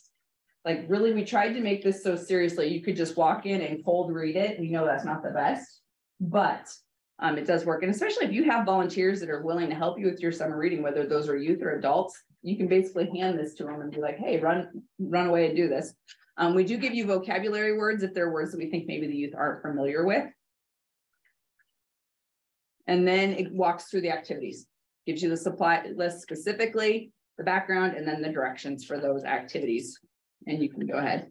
And we kind of skipped through a couple of them. And then the very last part, and I'm not sure if we kept all of this for this year or not. Like I said, we've made some tweaks to things. Is the reflect and apply, like the reflecting questions at the end. And then I'm not sure we're doing the evaluation questions, or we might be changing them. I can't remember what we decided on that. But then that's how that lesson kind of lays out. We will send out an evaluation. So much like last year, thank you. We'll do this quick. So suggested books for 2023, you should have received these emails because I sent them out to all of the library directors and to Miss Sally back there. And I know they got sent statewide. So that was a request I had from a librarian last year that did the evaluation for me. They said, is there any way we can get that book list sooner than March? The only thing I could do is get it to you guys by mid-January. So basically the head lesson, Ricky the Rock That Couldn't Roll, The Color Monster, and The Invisible Boy. And you guys are better with books than I am. So you might have better suggestions, go for it. These are by no means the only books you can use. The heart lesson, I Am Enough and Listen. And then the hands lesson, Marshmallow Catapults, Gumball Machine, Simple Machines, Izzy, Gizmo and the Invention Convention, and Ruby Goldberg's Bright Idea. And then finally our health lesson, An Apple a Day, What is a Friend? Fruit Salad Friendship, The Fruit Salad Friend Recipe for a True Friend, and Apples, Apples, Apples. So those are just some suggested books, because we know you guys like to have suggestions. We all like a suggestion to start with. So I'm going to talk for, I got a couple minutes yet. Right? And I have a thought for you too. Okay, so much like last year, when these are live, I will send out an email and then there will be a link. You will go to the link, you will fill out a short little Qualtrics, and then you will be able to download the resources. That is simply so I know who downloaded them, so I can come back to you and be like, what do we need to change? What did you like? Because like I said, that suggestion to send out that book list sooner came from one of the librarians. So I really do appreciate that feedback. I'm going to talk about a couple more things in the head lesson for this year, where we talk about emotions, and that's hard for little kids, right? I have a 3-year-old, so sometimes I'm like, well, what's wrong? And they can't tell you, right? I know most of us aren't doing 3-year-olds in our summer reading programs, although a few of you I know do some preschool lessons, which is awesome. Hang on, sorry, I'm going to flip to my instructions so I do it right. What we created, and each of you gets to take this home, is basically a bookmark. And this came from, Sarah, could you pass it out for me? These came from another curriculum that we use in 4-H called Help Rock. And it's about decision making and that type of thing. But these are emotion bookmarks that you can print out for your kiddos. They do not have to be printed in color. I've printed them in black and white and they work. But they have emoji faces to describe each emotion. Because we know if we can see it, then sometimes we can name it. So with this activity, the other component is that we made, basically, we're going to play charades with the kids. We can talk about that. And if you have a large group, you can do it in a large group. If you have small groups, but you would basically have them. So you will have access to these, but these are the same emotions that are on the bookmarks you guys have. They're just bigger. Basically, you would draw the card out, you're going to look at it, and then you're going to try to act it out. So we did change a few of these because we had some emotions that were maybe a little too complex. I'm trying to think what one of these that we changed. Oh, we had frightened. Well, scared means the same thing, right? And a little kid would know what scared means. They may not know what frightened means. So upset instead of angry, I think we had. So it's just a nice way to talk about emotions, because we all know that if we can understand what we're feeling and can name it, and even know how to look for it in someone else, that's important. But one of the things that's in this lesson is we do talk about that the same emotion or two different emotions look the same. And so we have to, sometimes I have to ask my kids, well, are you upset? Or is it something else? And so, I can look at you and be like, oh, she's mad at me. Was she really mad at me? Or is she just frustrated with something else that's going on? So sometimes it's just being able to name those and know those, but that's the charades game that's in there for that lesson. And then the final part of this lesson is actually, then the next part is another stand up and walk around game, where basically you help them find common ground. And this is, if you're going to teach all 4 of our lessons, this is the first in the series, which really will set you up for success with your group, especially if it's a group that's going to come back, because you're going to talk about, you would have everybody stand up, and then you're going to tell them to get into groups of whatever number you pick, and they need to get into a group of that. And then you would do that for the first round, so they kind of figured out. And then after that, you'd say, okay, now get into groups of 3 based on your favorite ice cream flavor or something of that nature, something that they would have commonality in. Now, it says the goal is to basically get it down to so you have like a pair or grouping left, but you don't want everyone to get out the first round. But it's to kind of talk about, how did it feel when you got out of the game? What emotions were you feeling? What did that look like? So you can take it back to that charades. But there's questions of what you can ask, same grade, where do you live, your shoe size, eye color. A really easy one to start with is get in a group of 3 of people that are at a library program. Oh, everybody in the room. Okay. So that's kind of the finding common ground piece. And then the final component of that lesson is actually putting the pieces together. And there's a coloring page that you guys will get in the packet. It's basically 4 puzzle pieces. So it's an 8.5 by 11 sheet of paper. And it has an angry face, a happy face, a confused, and a bored face. And you're going to give them those coloring sheets, ask them to cut them out on the lines. And then they're going to color them with how that different emotion might appear to them, or however they want to color it. Those children that have seen that movie that talks about emotions and what colors they are, I can't say that specifically because that's all copyright protected, but those of you with small children know what movie I'm talking about. And I'm sure one of your children in your session will know. And I was told there's a second movie coming out too, they said the other day. So they will color their puzzle pieces, and then we talk about how you have to put all of those pieces together. Even if I'm angry, sometimes I'm going to be happy. But like we talk about how in a team, you need all of the components, even if they're not necessarily the positive component at the time. And you just work through that piece. And then at the end, you talk about, was it easy to find things in common with our group? Can you name an emotion? Like that's kind of what that lesson is. It's a little more touchy-feely than some of the ones we've done. I will fully acknowledge that piece. But I also know in working with young people, this is something that is severely needed for a lot of our young people. So with that, that concludes my session, unless anyone has any real quick questions. I don't want to take too much time from Sarah and Jackie. But I was just having a question. So yes.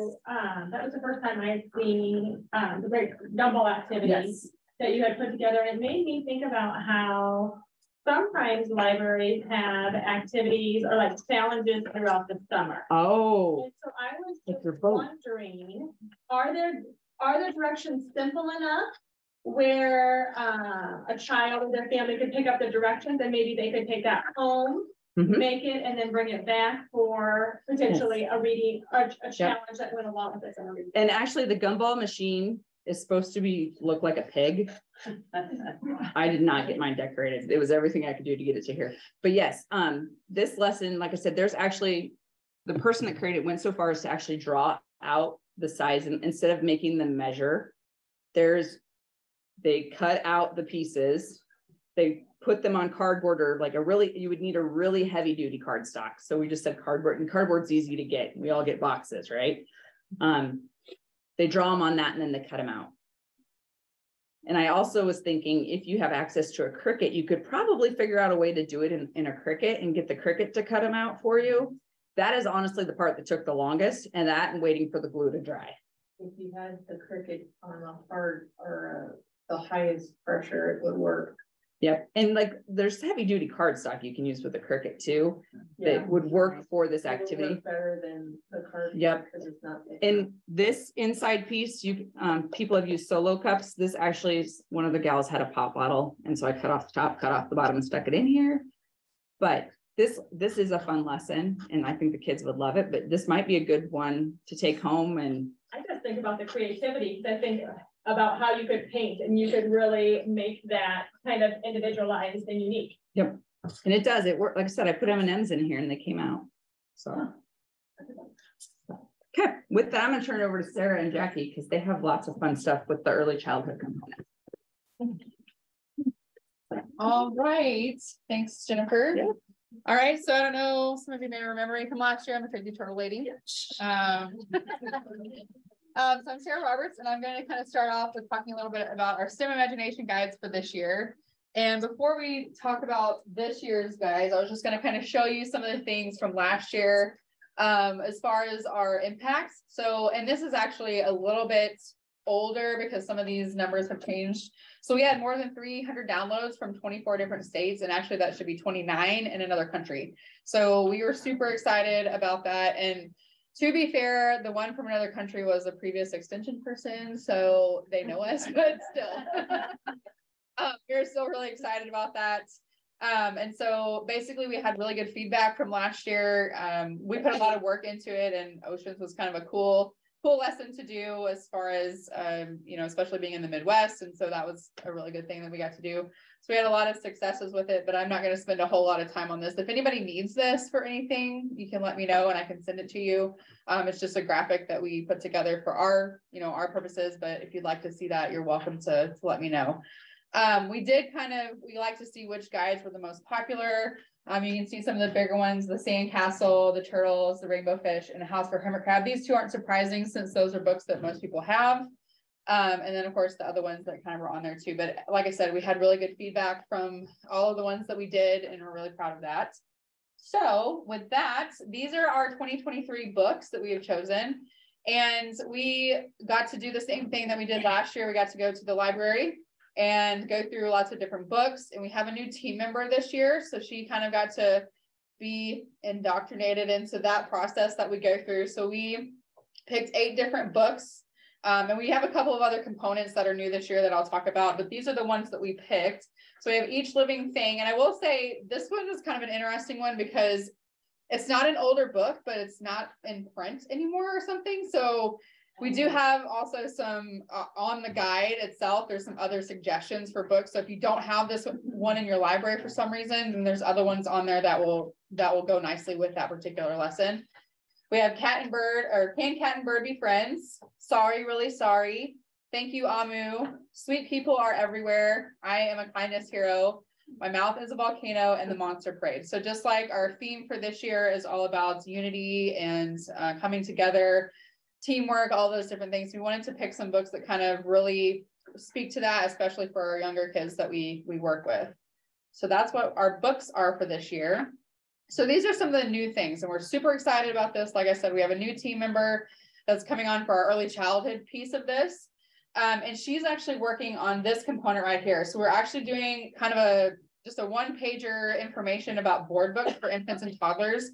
So she does a lot with infant toddler, and we had some feedback kind of, you know, last year we had that specific infant toddler activity, but we wanted to include some books about that because we did have some people that were asking about board books, because some of the books that are in our general, you know, 8 books, you wouldn't necessarily read to an infant toddler. I mean, you could, but sometimes they won't sit for that long. So she's putting together some board books that kind of just go with the general theme. So there's not going to be a board book for each individual lesson, but just for the general theme. Then of course, just like last year, we are having our Spanish options again. So everything is translated into Spanish. The other new thing with that is that we are going to do some videos. So the books themselves, not all of them are translated into Spanish. So we're working on her actually reading them in Spanish. So that way we can provide those videos. So if you do have a group of Spanish speaking children, or however you want to utilize that, you can use that as a resource for parents, for families, or if you want to use them yourself, you can do that as well. And I'll let Jackie kind of talk a little bit about our Omaha Library partnership. Yeah, and so we developed a partnership here probably late spring, summer, and the Omaha Library reached out to us and was just intrigued by the guides. And so what we've decided to do is they're a big partner with us for piloting the lessons, and they have a bilingual story time that they do, I believe it's every month. And so what's really neat is she is putting together packets that have the books and then the guides in Spanish, and then she's also utilizing them for her bilingual story time. And so I think that is part of the beauty of this program. So we talk about summer reading, Maybe our resources fit nicely into your summer reading program. If so, wonderful, but maybe you might be thinking about other ways that you can use them, because we all know that a great book and a great activity is perfect at any time. And even though I know Jennifer had that oceans lesson in the folder, just because that's not necessarily the theme this summer doesn't mean it's not applicable in your study. And so that's what we're really excited about, is how they are thinking kind of outside the box. And then the Schuyler Library, or Kim with Communities for Kids, she had worked with the Schuyler Library, and what she did is she took some of the STEM imagination guides and some of the really simple activities and made some of those book bags that go with them. And then families can check those out as well, because as you see here in just a moment, and even with the lessons that Jennifer had talked about, so many things are no cost, low cost. And we all work on a budget. We know that your budget isn't extensive either. And so that has been a great way just to really encourage that family engagement. Or if you are going into a study, maybe where you're going into a child care provider's home, or into a preschool study, it just gives you some ideas and some resources that maybe you could leave for the teachers and the child care professionals as well. Okay. Yeah, so those are just some of the newer things that we have this year, and we want to, again, like I said, we're excited to have a new person on, and we want to kind of continue to expand that throughout as we work on this project. So, all right, so this is the, there we go. Okay, this is our guide template. It's going to look very familiar because it's basically the same as it was last year. So you can see up here, just like on the front of it, you're going to have your book, and then you're going to have your conversation starters that go along with that book. Again, the one I was telling you about, the Each Living Thing, the conversation starters are pretty general. So that way, even if you don't have that book, or if you wanted to use those other two book suggestions, that would still fit in there. So that's what we wanted to make sure that that would still correspond. Then, of course, we have our STEM connection. And we do have a STEM connection for all of them. So we wanted to make sure we kind of are true to our STEM imagination guides. And I really love the fact that you can include STEM in all of these different things. And that's one of the things that I like to teach about, is that social, emotional, and all those different skills can also be combined with STEM. And so it's very important to continue to do that.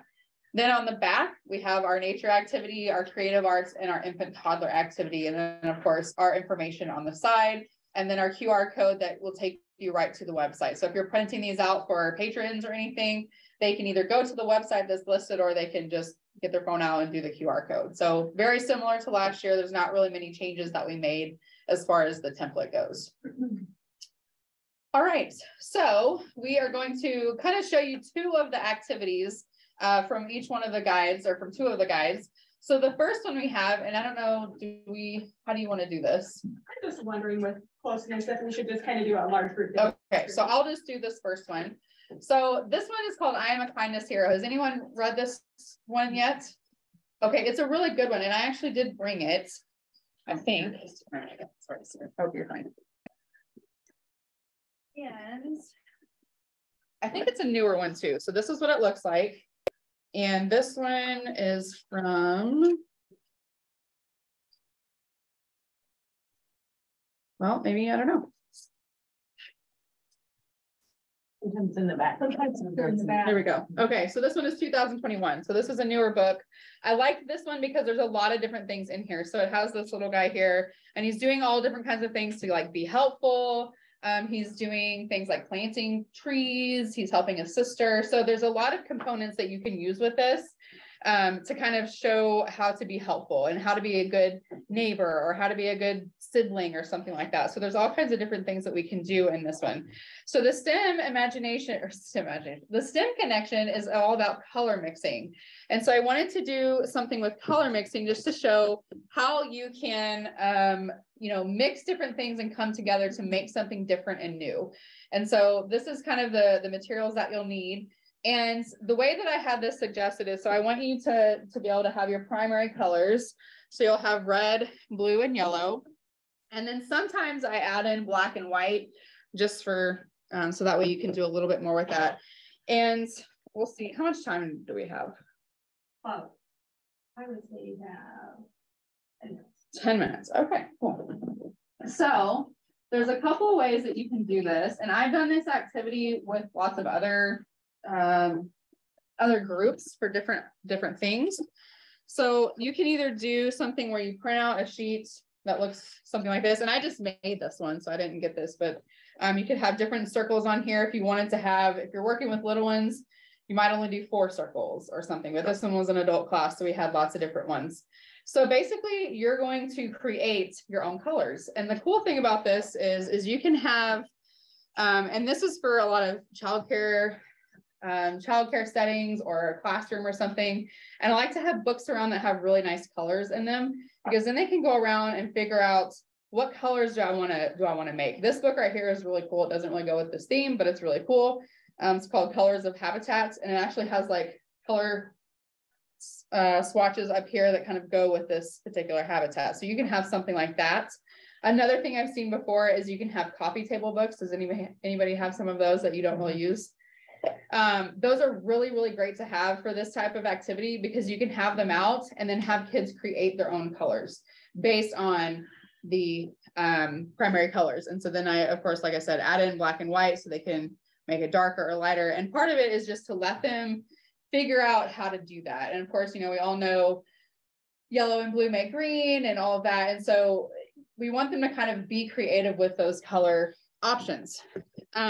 So I'll show you some of the ones that adults have done before. So this one was one that they mixed different colors on. I kept some of the ones, or this one, they had it nicely in the circle. Your kids might not look quite as neat, but that's okay.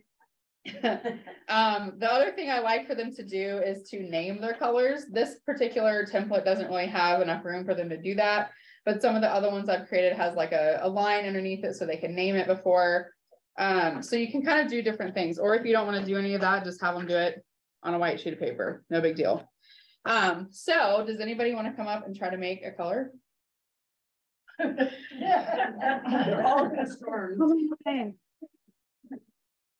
And then you can.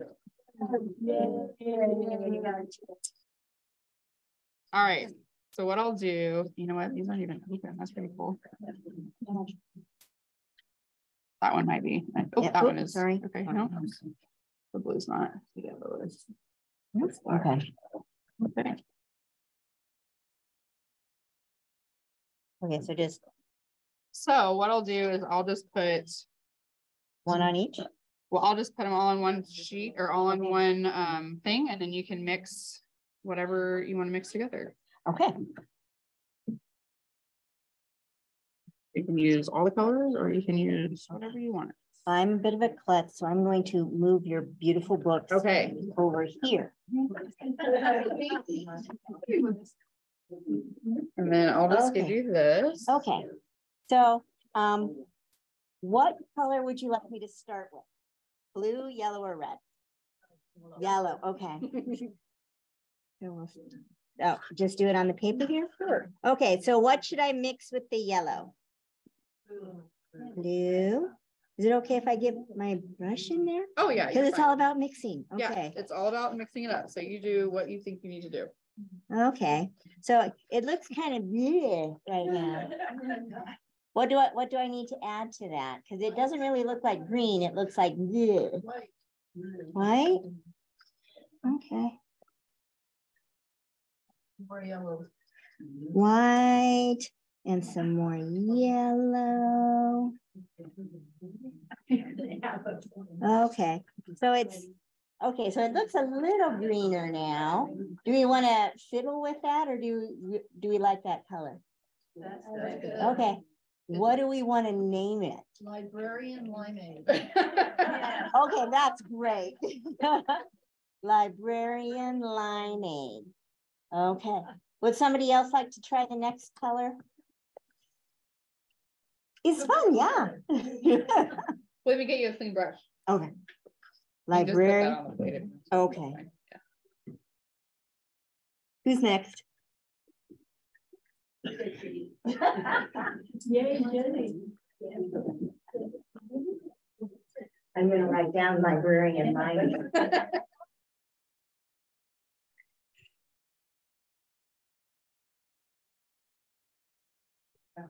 So this is also nice because then you don't have to have 12,000 different colors of paint. Whenever other childcare providers have done this, so this is like this is what they do in their art center. So basically they have it set up and they'll have all the colors, these 5 colors out, and they'll say, okay, every day you can go ahead and make your own colors. So the kids can mix their own colors. You can have it where if you wanted to do like a larger volume of it, you could get those little like sauce cups or whatever at Walmart with the lids, and you can have them mix that, so then they can put the lid on and it would still stay for the next day, or however you wanted to do that if you have repeat kids coming in.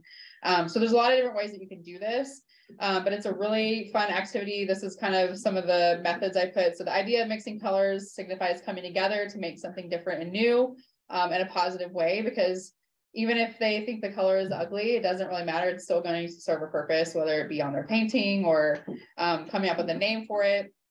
I think one of my childcare providers said baby puke one time, and I was like, well, that's what you relate to, I guess. So, so using primary colored paint, encourage them to mix their own colors each day, try out variations of colors and allow them to name it. I think that's the most fun part of it, is because they can kind of have that creativity. You can also go into like Lowe's, Home Depot, Ace, wherever, and get those color swatches like at the paint department and have those for inspiration. Those are always named really cool things. That's how I paint stuff. Like if I am painting a room brown, I'm like, okay, I want to find coffee or something because I like coffee. So if it's like, you know, wood something, I'm like boring, I need like mocha cappuccino or something. So those are always fun, and they're free. Even if you have a giant stack of them, they can't really, I mean, they might look at you weird, but they're like, what are you doing? So anyways, you can also use a color wheel or the paint samples like I was just talking about to help them generate ideas. This one's kind of fun. This is what I was talking about, the coffee table book. So they can make their own paintings, or you can get, you know, recreations of famous paintings and stuff. So it's another way to include art in your program if you're not already doing that, and kind of connect it with the theme for this year.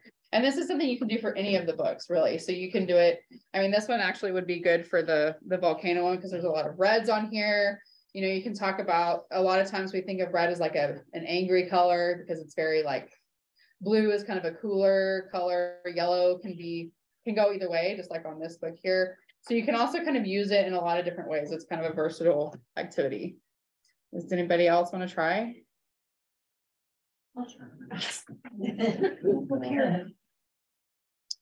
Here, you can have a clean one. There you are. Okay.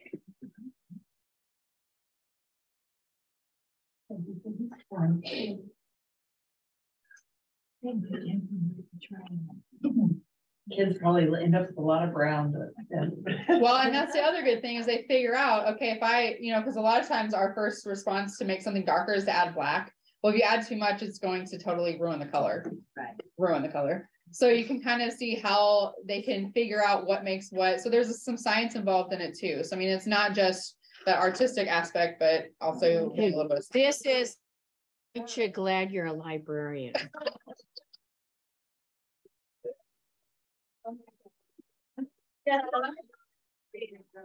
Good job. Anybody else? How do you follow that? Yeah. I don't know. All right. Well, any other questions or comments about this activity? This is one of my favorite ones. I've done it with kids. I've done it with adults. I mean, as you can see, it's really fun. I don't know. If you all weren't so shy to come up, you know, we could have you do it. So, yeah, one of my favorite. This is actually one of the pictures from one of the classes I did, and we did this activity. That one has only nine bubbles on it, and there was a line on there for them to create the names of their paints. So I'll leave this up here for a minute, and you guys can come up afterwards if you want to try, or you can use that paint too if you want. Yeah, as we're all of us taking the tops off yours, I'm like, I think mine are new paint too. So we are over here. They're a little vicious. I smile because this is actually an activity that I have done the color mixing with. We do Clover Kids Saturdays on occasion in the Cedar County libraries. And when she talked about having the names of different paints, so I had one of the fans that has all the different colors of paints, and somebody had just had their room painted. Everybody thinking about the different colors, and that was kind of a fun name. And then how you guys all came up with really creative ideas. That was kind of our inspiration for the kids to come up with really creative ideas. So another activity that goes along with the book, Can Cat and Bird Be Friends? How many of you have heard that story before or are familiar with it? So this is probably one of my favorite ones that's in the series. What I love about this is it's a great. So in this book, what's going on is cat and bird meet, and you know, it says, "Are you a bird?" And the bird says, "Yes, I am." And the cat is saying, "Well, then I must eat you." And the bird's thinking, "Well, why?" "Well, because I'm a cat and cats eat birds." "Well, why do cats eat birds?" "I don't know. It's just always been like that." "Well, can't we be friends instead?" I'm not sure about that. How would a bird make a good friend for a cat?" And then it goes through and says, "Well, I know a box for a cat to play in. That would be fun." And the bird gives all these different suggestions for the cat. And then the cat gives all these different suggestions for the bird, but they really realize those are things that they don't like to do. And so at the end of the story, they find out that that's it, I guess. We have nothing in common. We just can't be friends. And so the bird says, "Oh, well, I think I'm just gonna go home. I've got a painting that I have to finish." And the cat's like, "Painting? I love painting." And then realize, hey, I love to paint too. And that's what they have in common. And so this is one of those books that kind of goes beyond the surface level. And it really ties in nicely with wherever Jennifer went, just thinking about those commonalities that we share with other people. So it's a really fun book. And if you have the chance to read it with children, if you can have two people reading, it's fun to have one be the cat and one be the bird. So a great book for two voices. But the creative arts activity that goes with this one is all about friendship painting. So most of you are probably familiar with marble painting, but a lot of times with marble painting, you do that individually. So if we're all about being all together now this summer with our theme, this is a great kind of group activity that you can do with partners. And so really what you're doing is you can find these boxes, the pop flats, or this is a ragu flat. So go to your grocery store and then put a piece of cardstock in the bottom. It works really good to take them on the bottom. And then what you do is you have the children, they're going to work in partners and they have to decide what is their painting going to look like. So they're going to go ahead and they're going to select the colors of paint that they want. And once they have those selected, then they go ahead and they select some marbles. And the marbles go inside, and then one child is on each side, and they're rolling the marbles back and forth.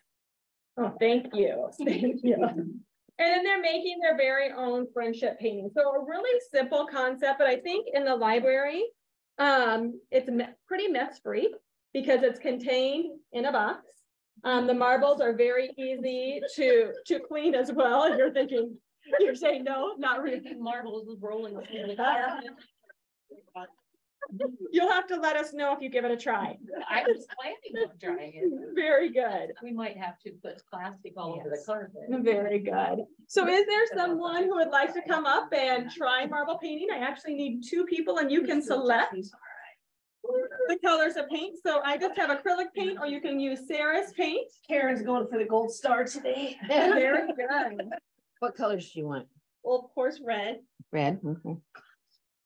We just spray it on there. Yep. Just sprinkle some on. Perfect. How many colors do you suggest? I suggest three. Okay. So we'll just do one of each then. Perfect. I kind of like it like this. Do you guys remember the splatter painting in the 90s? And that's kind of what it's looking like. You got enough? I think you should be good. All right. Okay. So we're gonna put just a handful. So it looks like I have about 7 or 8 marbles in there. All right. And then their job. Ooh,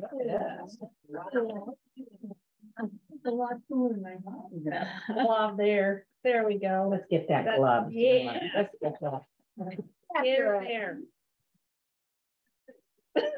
So I just think of even the conversations that they're having, you're watching their bodies, how they're moving, and it really is teamwork and collaboration and kind of deciding these are the colors we'd like, and you know, when are we going to be done? So the more you mix the different shades and the different colors that you get as well. Get back and.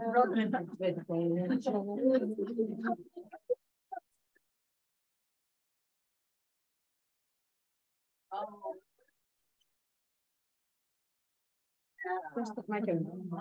I think I've got a thing in my purse. Oh, yeah, I don't know anything. Yeah, up I here. got something in my purse. You know, the other thing that's really fun is if this is something that you're able to do maybe in the beginning of your library program and then go on with the book reading. I think it's so fun when you take it out to also have them, they're artists. And so why don't they both autograph their piece of artwork that they made?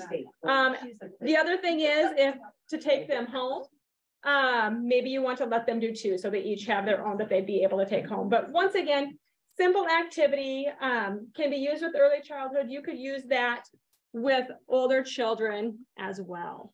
And that's kind of what the feel of a lot of our STEM imagination guides are. They're just meant to be fun. They're meant to be simple activities. They're meant to engage children in an extended learning opportunity that go right along with the book. So with that being said, you might be thinking, okay, so we have some of the lessons here in the folders. The STEM guides that you have are our pilot lessons that we're piloting right now. So we anticipate that they will be very, very similar to this on March 1st, but we are waiting to get feedback. Right now, we have 22 different locations that are piloting them. And if any of you are interested in piloting them between now and the end of February, by all means do. Let us know so that we can collect feedback from you as well, just to find out what works, what suggestions do you have. But otherwise, our goal is to have March 1, and that is when all of our resources, the 4-H resources and the early childhood resources will be up in their final, kind of the final version that you would be able to use for yourself, to give to volunteers, to use with families or child care providers. So that's the website and the QR code. We do archive all of our resources as well. So we know, like I mentioned earlier, a good book is great any time of year. And so we can still read about fairy tales. We can still read when we were doing Tales of Tales and all of our fun different themes. So we have all of those resources archived on our website, and you can use those for after school programs, story hours, or any way that you would like to. Other than that, yes. I just noticed up there it says Go UNL EDU Imagination, and on here it says Go UNL EDU Non-Discrimination. Ooh. Don't go to that one. Don't go to that one. Let me reach that. So We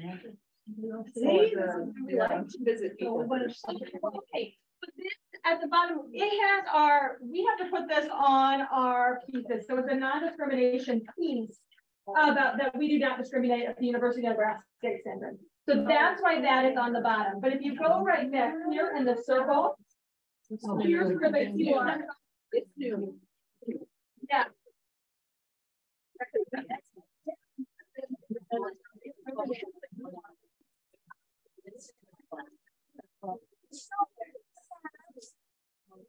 We would love to hear some of the ideas that are maybe circling in your mind on how you might implement some of these ideas in your setting.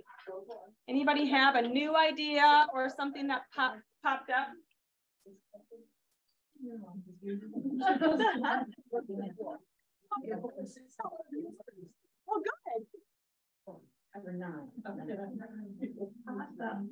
Well, like always, we appreciate partnering with you. And we would love to hear some feedback, even just from this presentation. So if you have a phone handy, if you wouldn't mind just scanning that QR code, it's a really short evaluation, just that gives us some feedback.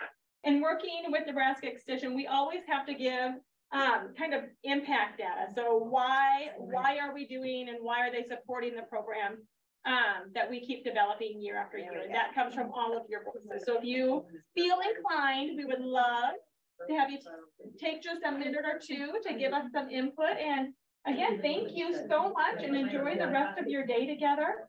It may be cold outside, but it's so fun to be doing kind of together with your colleagues in here and thinking about summer. Thank you. You're welcome. Thank you very much.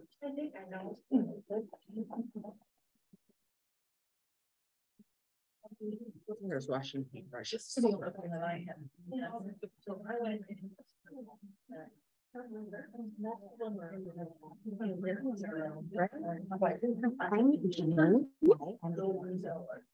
Yes. So you mentioned about OPL as being bilingual story. I'm trying to get that started in my mind. There and pick their brain. Yeah. So let me get your email address. Okay, I have the cards right. If you have a card. So you have this is the Perfect. Yeah, for sure. I will send you the contact information. Plus Sarah for our team. So she is able to speak Spanish fluently. So maybe I would be able to for an extension. I mean, so contact information. You just get an imagination guide in that column. Okay. So you'll be able to see the email. So yes, thank you, Jenny. Okay. You guys are all done? Out for things already? Yes, we are. Are you staying? We sure can. Perfect. The pizza from Pizza Ranch in West Point is in the next room. And there's plates and napkins and silverware, so we all want to make a nice adult-like learning and then come back in here. There's one.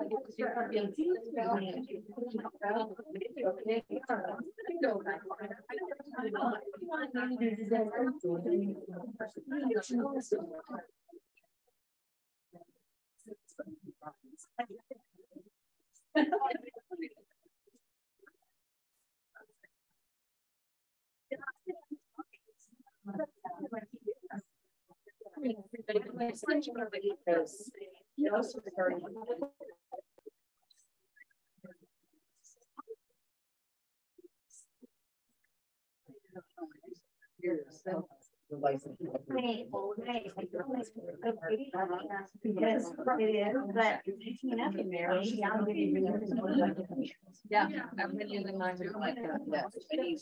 I'm very fast.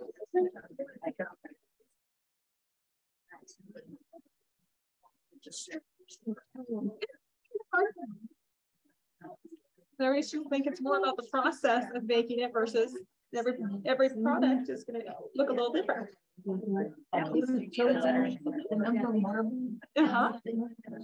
Absolutely. Always have such wonderful ideas and well thought out step-by-step things.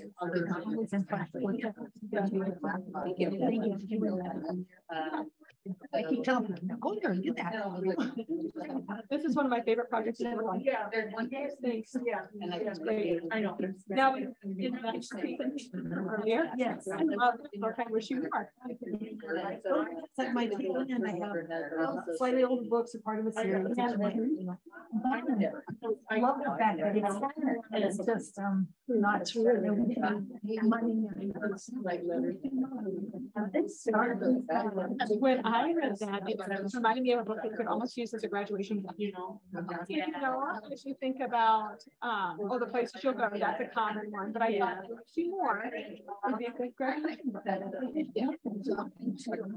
Or something to audit to have everybody like to sign in and we all sign in. What do you just graduate? Yeah. So what's the plan for the rest of your year? Have ideas already of something there's we might have brought something and the family has some ideas. I'm not as clear on that. How far is it from here? Yeah, I'm not surprised. Say, it'll take us longer. You're gonna see, so. I picked Sarah on the thing, and I'm still needed. I'm like, this is. So. It's about, no, it's about. Okay, yeah. This also was in. Yeah, it's not through bus. No, so here is before. Okay. I know. Okay. I was like, I know, we didn't go that far. right. I went to You went to- If I didn't get that far, you would have to turn around. That's what we do. Yep, and we might have. Well, that's kind of one of those. I know. It's just, but I love, like on nice days, I love Yes. having an opportunity to get out and drive. Someone to check in. Yeah. I coworker and I are gonna go, Well, no, we have that. tail end of February, we're going to Grant. So we stay overnight in Grant, and then the next day we're in Alliance. We're gonna go to Alliance. So, I've already got plans. See what hopefully might want. No, I had.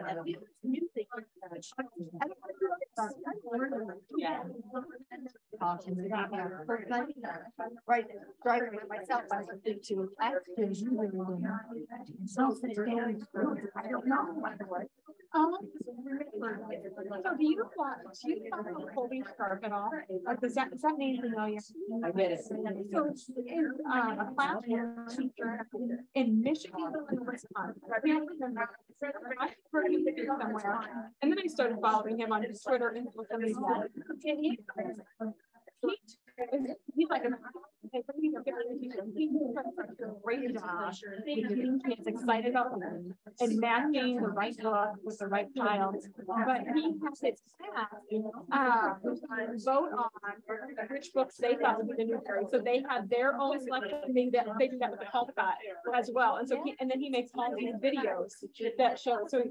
So yeah, Colby Sharp. Yeah, so he's just a really cool guy, and I think it's neat how he has the kids. They've been exposed to them in his classroom, and so now it's their. Yeah, they're invested in it, so they're super excited to find out. I went to Mock Berry, I think, webinar on Friday. A guy who had been on the Newberry committee before, so this was on the Newberry, but they had 5 books they narrowed it down to, and then they discussed. So it was about an hour and a half. They discussed each book and talked about the positives and if there were any negatives and all that. Yeah. And then they did their vote following the Newberry rules. They had us each just pick one as the viewer. So we had completely different responses, which was fascinating. And so, and I didn't know if any of those books that were on the list. So you had said the new hearing will be announced. Well, is the Caldecott at a different time? No, they're all Okay. Prince, Newberry, Have you heard of the Blueberry Award? It's like nature, like nature based, and I think it's the Blueberry because I get like Nature Health or whatever, like a listserv, and it came up and they had some last year, and I put them in my Amazon cart because there was a lot of really good ones. So I think it's the Blueberry Award. I think that's what it's called, and those are like they're like nature based. They have kids, like young kids, and then kind of like teen stuff. But it has a whole listing of all the ones that they've chosen for the year and stuff. So well, look at Blueberry. Blueberry. They're not. No. Now, when you get an email from saying, what's that guy? And what was that? Like blue round is like blue earth. There you go. There you go. Earth, nature. Hey, my bag is in the other room, and there's sticky notes in there. We'll just write that down for you. Actually, I have So how many of these presentations have you done so far this year? This is only my second one. Grand Island had to postpone till this Wednesday because they were having, when the blizzard came through and the interstate was closed, they rescheduled. And I have the one where we're going to Grand Alliance, and then Lexington. Central Place. No, I don't know. I don't know if you might hear from somebody yet. Yeah, well.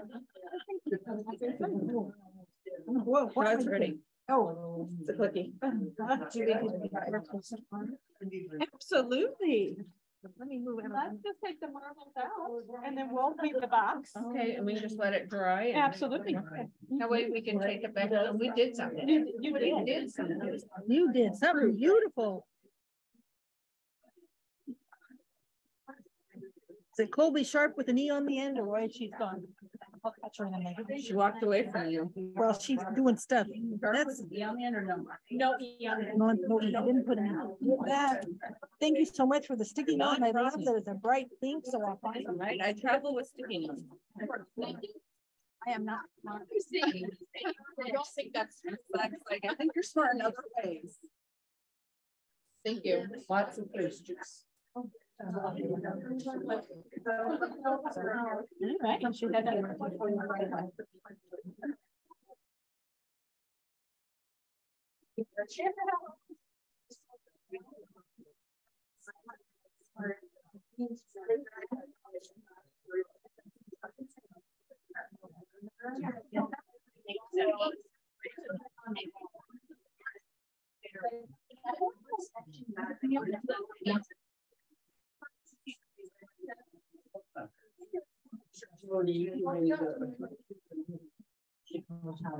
So maybe told him, get out of here, I got something that you can get. I need to find somebody to take down by.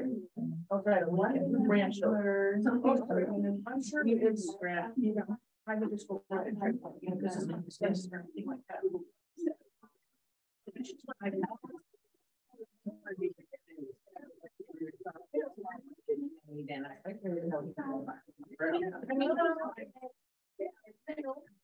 So yeah, you think you get all these things.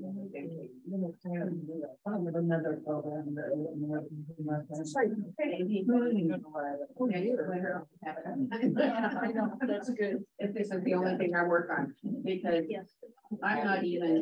Get somebody like you. The way through the first skiing and it takes 4 minutes. I mean, is it the 60s yet? You buy all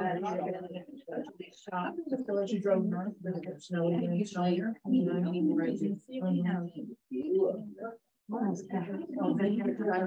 Last minute, that's the problem.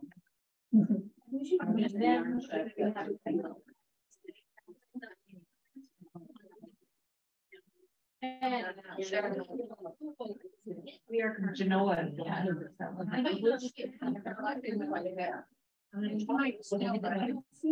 I wondered if literally in the area.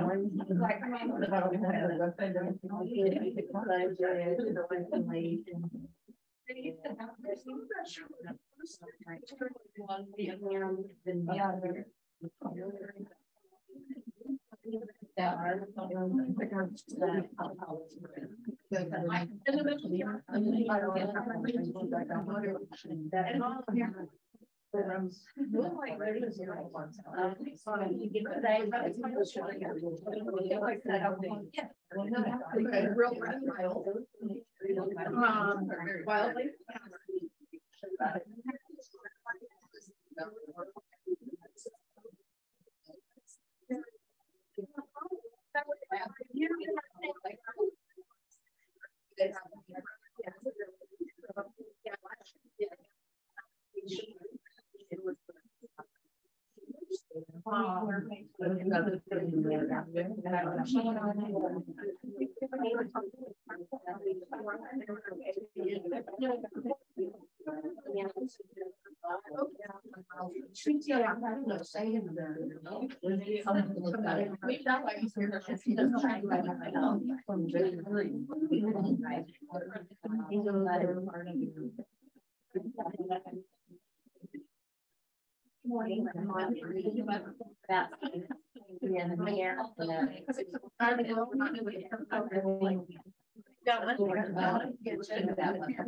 Numbers, so you're.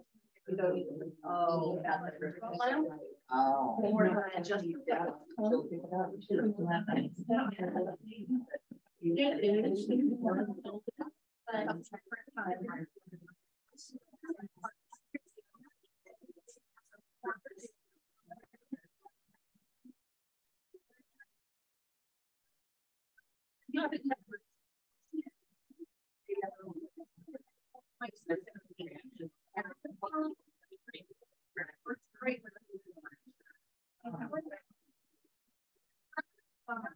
Yeah. One thing they were like.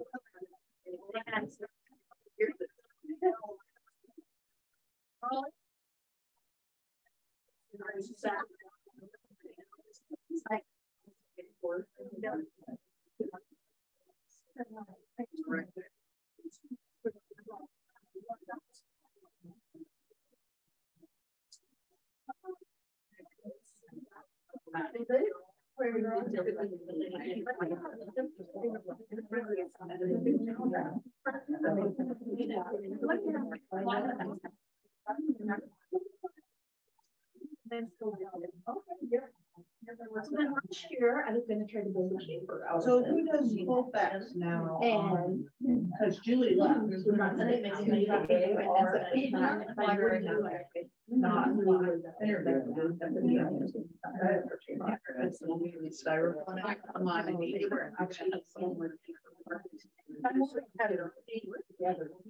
So.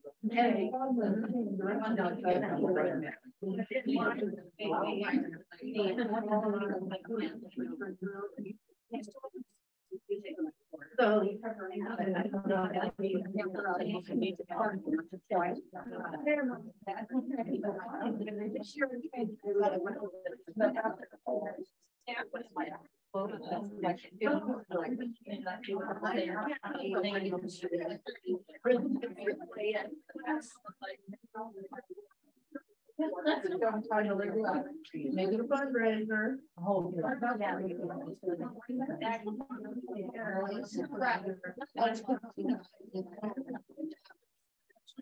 We know that next what.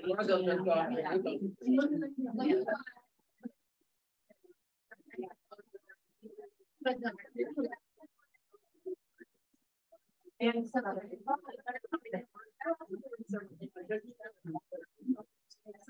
Oh, yeah, okay. Yeah.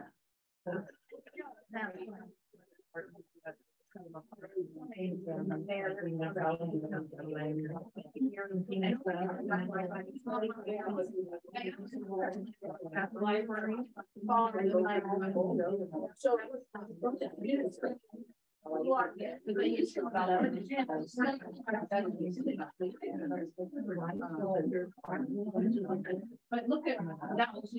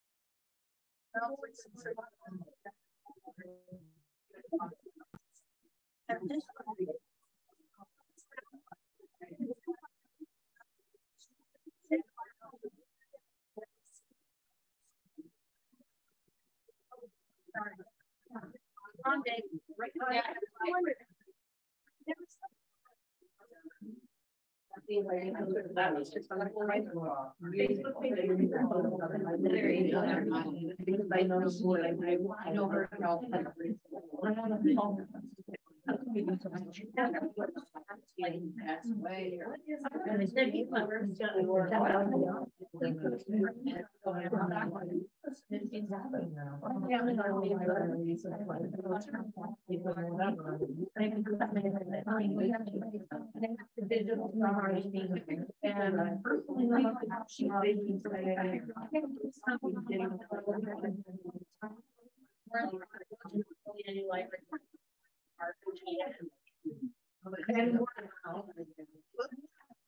We always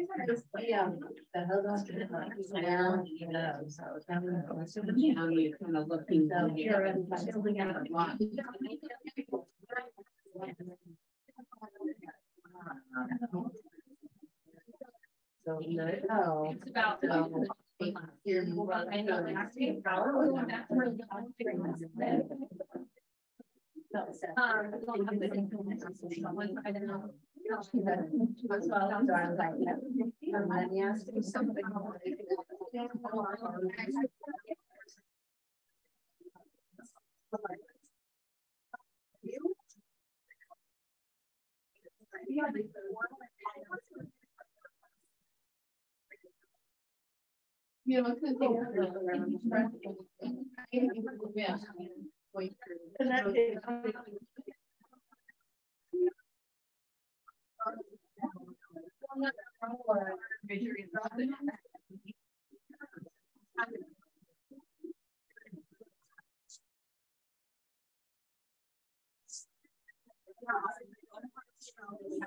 it's about.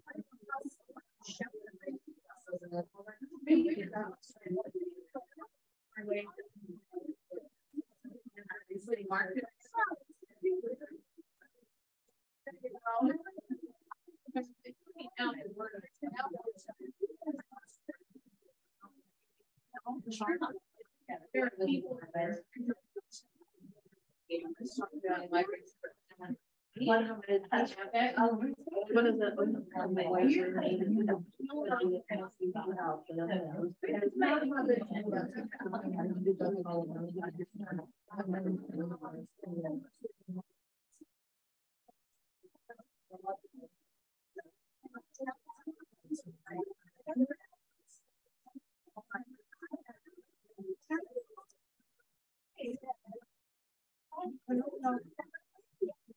What to do?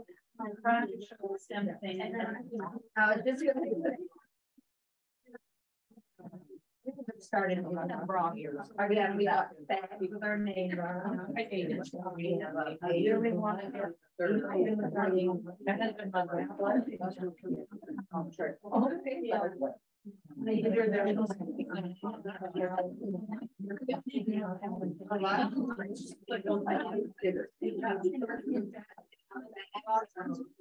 So they actually, they came in here.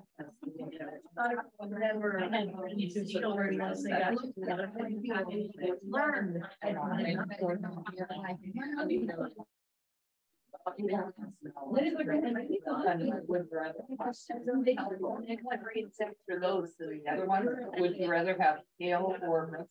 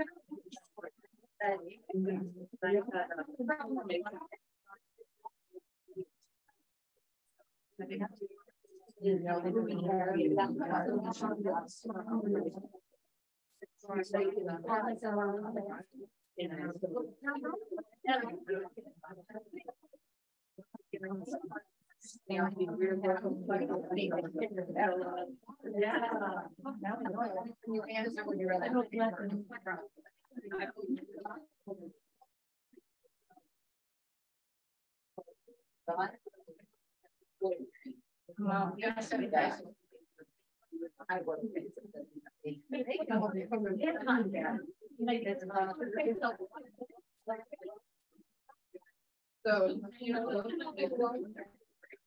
get recognized. Out overnight, already at the library. Yeah, the next day, woke up and went to the band with the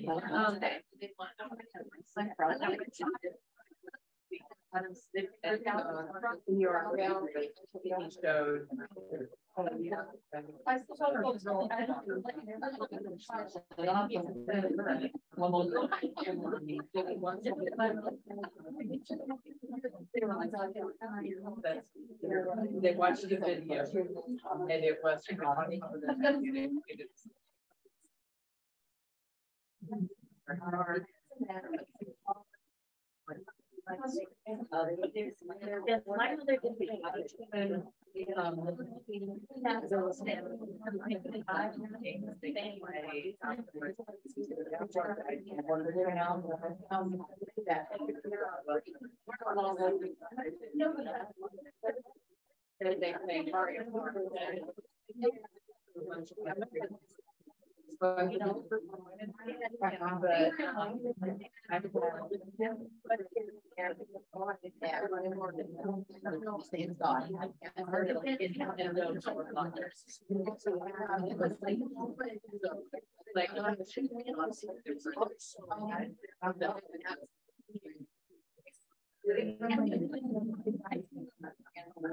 But yeah, it was always pretty.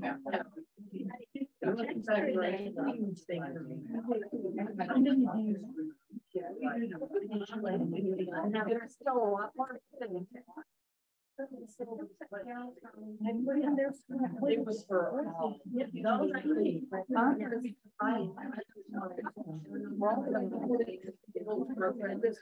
Yeah, I wonder if this one, I don't know.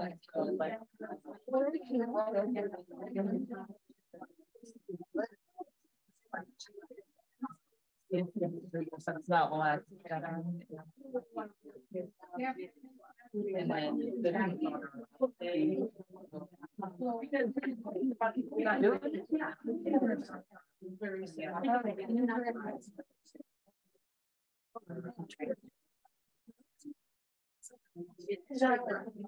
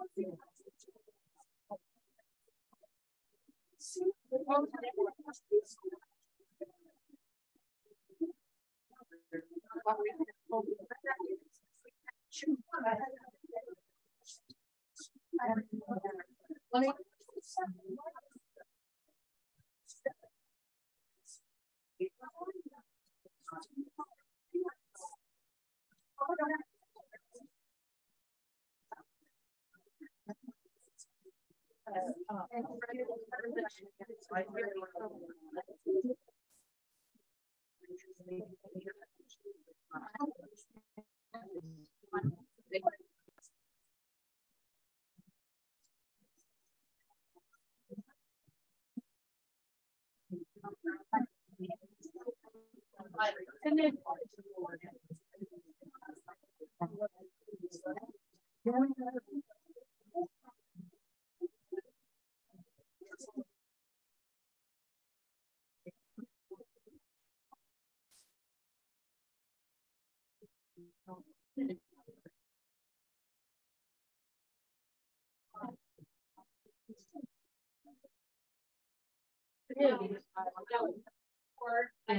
Well, I took all like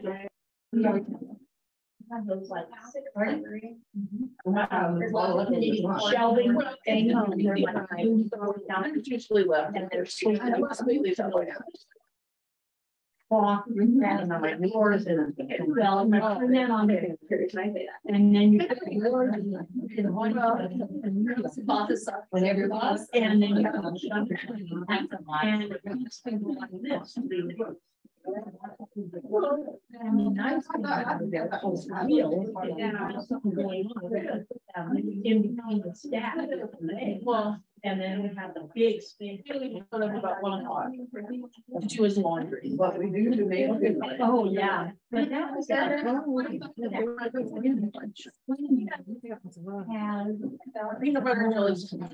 no thing and they told.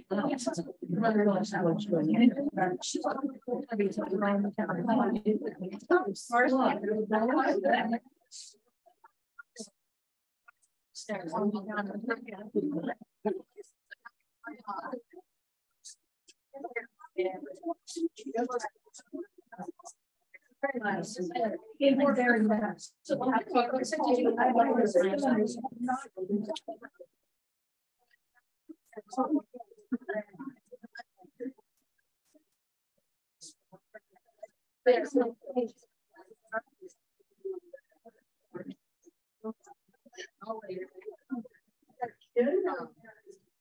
But already.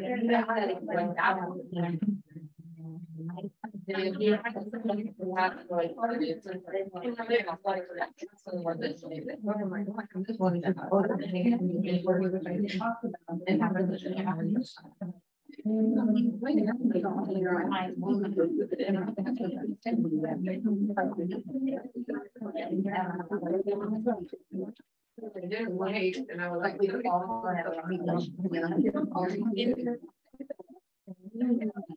no, that's where I was headed for the reserve. There's another bunch. But there was a big one. But give you a lot more to look at. Whatever. We live there. Would rather have you pick them up.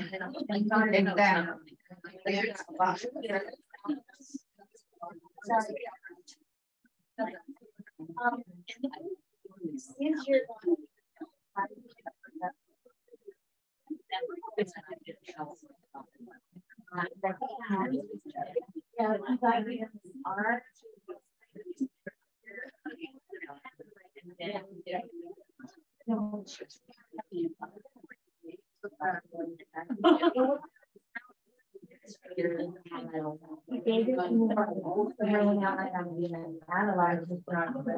and then we had there's the new mayor, and then there's some like, well, here, you know, there's this idea about switching from governing board for 5 years. And well, I think that's like here on the city. Thankfully, she's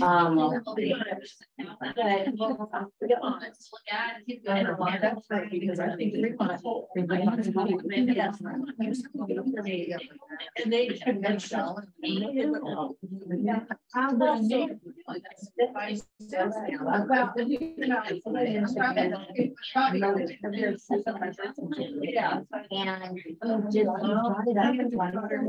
Month, so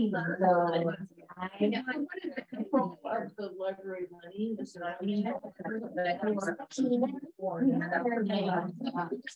but I always work with them to use that. Our library foundation. Yeah. But the city attorney foundation for daily expenditures. That is for my library used to fund it because of my hobby of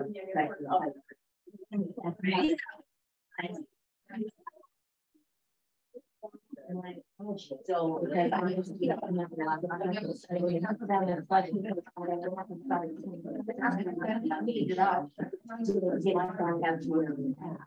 pointed it out and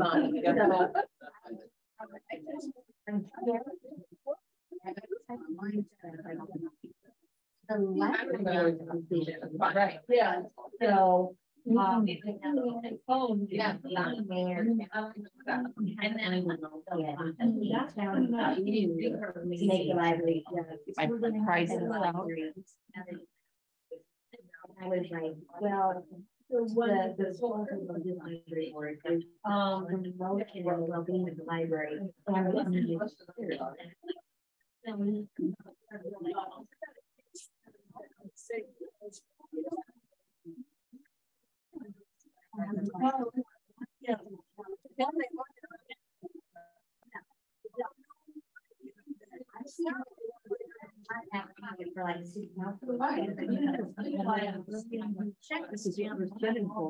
Yeah.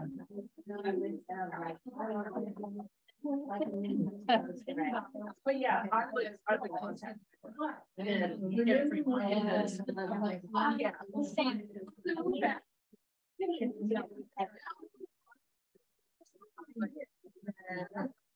the library board.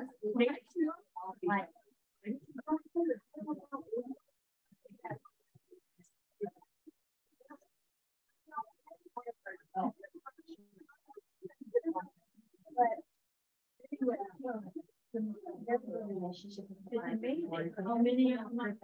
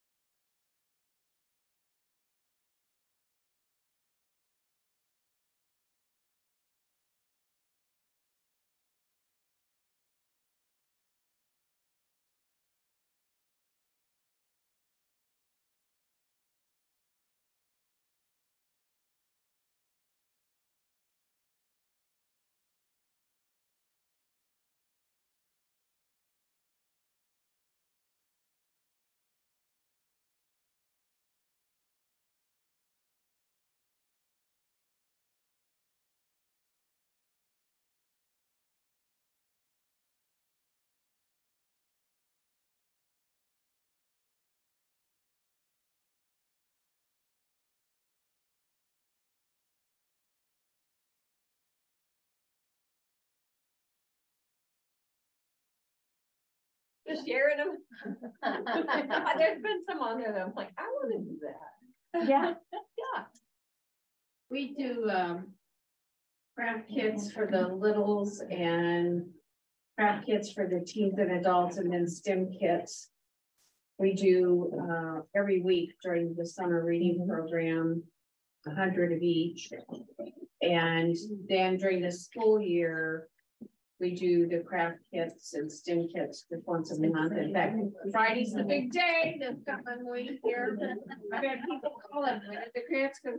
And we started doing those during COVID when we weren't open, but on Mondays, we would tell people, okay, between 10 and noon, we'll be outside in front of the library, pull up, roll down your window, tell us how many you need, and we'll put them in your trunk or up, you know, in your back.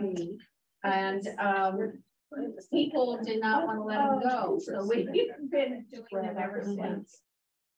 Because if we do a craft program at the library, there's a limited number that you can't take 100 people at once, and this way we're. And Jesse. And before Jesse, Amber would get these ideas together, and so they're very popular. I don't know that we're ever gonna be able to quit now. Stephanie, was it you who told me you had them bring their craft, their make and take back? Yeah. Tell them how you do that. I buy like, last year I bought 13 prices and I stuck them up on, we have cabinets in the other room.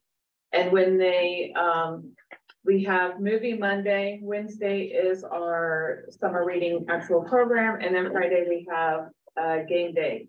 So each time the kids attend an event, they get a ticket. I hand out the take and make things when they come on Wednesday. And if they bring it back the following Wednesday, they get another ticket, and they're putting the tickets in for the prizes. And that way I know they're doing the crafts that I give them. They're doing the things that I ask, and because they want those prizes. And we had like a great big huge octopus squishmallow that we gave out last year that had 50 some votes for it, because that's what everyone wanted. And we had like a shark super soaker water gun, and I just one of those. By offering up the tickets for each thing that they were more than willing to put in the effort to do the things. So When they return their craft kit done, do you display it, or do they just take it back home? We displayed some things. We had a coloring contest and we displayed those. But because I'm new to Nebraska. Well, I consider myself new. I moved here in 2014. And so I don't know all the ins and outs. Like I found out that for the fair, you don't have to be associated with the school to like display crafts. I was like, well, I could just have the library take in stuff and display it. I didn't know that. And so I'm still learning things. So We are too, and I've lived here but a few years of my life, so.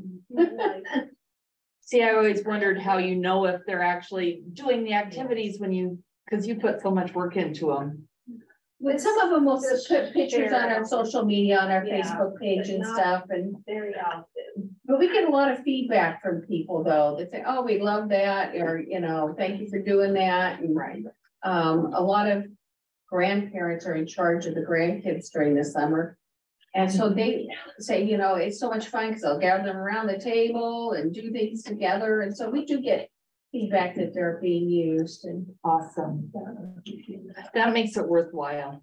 we When tried you doing know. the picture thing on Facebook and it didn't work. So I was like, oh, let's offer tickets. Mm-hmm. And then that way I'm seeing that they're doing the stuff. Because I send home like word searches, and I send home little story things or bookmarks or make a magnet or whatever. And so we it's do punch cards too, that for every library program they come to, they get the card punched. When they get 10 punches, get to pick out a new book to take home with you. Cool. Well, we were talking about doing that canvas art, and we talked about that earlier. That what you're talking about, that makes me think of that, because we saw it at Carnegie when we were there for conference last fall. They had, or their summer reading program, they had displayed. They had bought the 4-inch mini canvases and they had it on, they had their little glass display case and it was all cool. They had the 3 age categories, younger age, the middle age, and then the adults, teen adults. And then each category, top 3 got an award, got a prize. So it was a take and make kit. They took it, they made it, they brought it back, and then it was on display and they got a. So we're going to try to do something similar to that. We might not do the pre-cut 4x4. They just might get to do carte blanche. They just kind of do what they want with the theme in mind of unity and kindness. And so I'd say we get a prize. Top 3 for grade. Yeah, kind of fun to do that. With the community involved.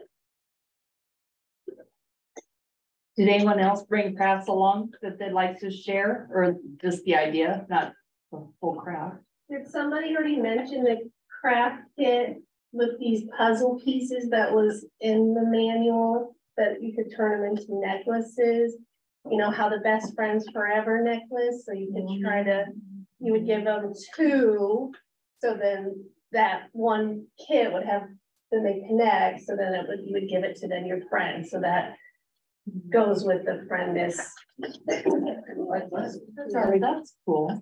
And that is a very, very inexpensive, easy to package, and yeah, tape and weight kit. So people can be friends. Yeah. Yeah. Well, yes, you would give her the conjoined pieces. That's her friend. Yeah. So we talked about like community or global or friendship. I saw a school library actually gives kids, I don't know if it's a stamp or a ticket or what, every book they read about a different state. So it's like a competition to see who can read. So that'd be like United States. Kathy. I don't have a craft idea, but something that worked for me really well last year when it was time for story time, because we usually in the beginning had some kind of introductory program at first. And then when it's time to read the book, everybody comes and gathers. But usually a lot of times those kids are, you know what they're like. So I did a little bit of yoga with them before we read the story. And it worked out so well. I was really pleased. I didn't think that it would, but it did. And they were quiet. I was amazed when I was like, okay, now we're going to do this one. You have to have a partner for it. So everybody get a partner. And they did. And they lock arms and this kind of a thing. And they stretch and whatever. And, but there's a website you can go to. It's Gizelle. It's GISELLE.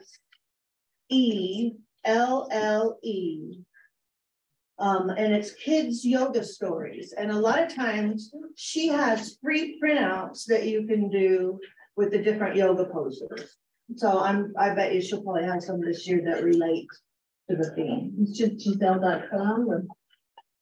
Yeah, well, she's Gizelle at Kids Yoga Stories. And it's And it's all one word, LLE.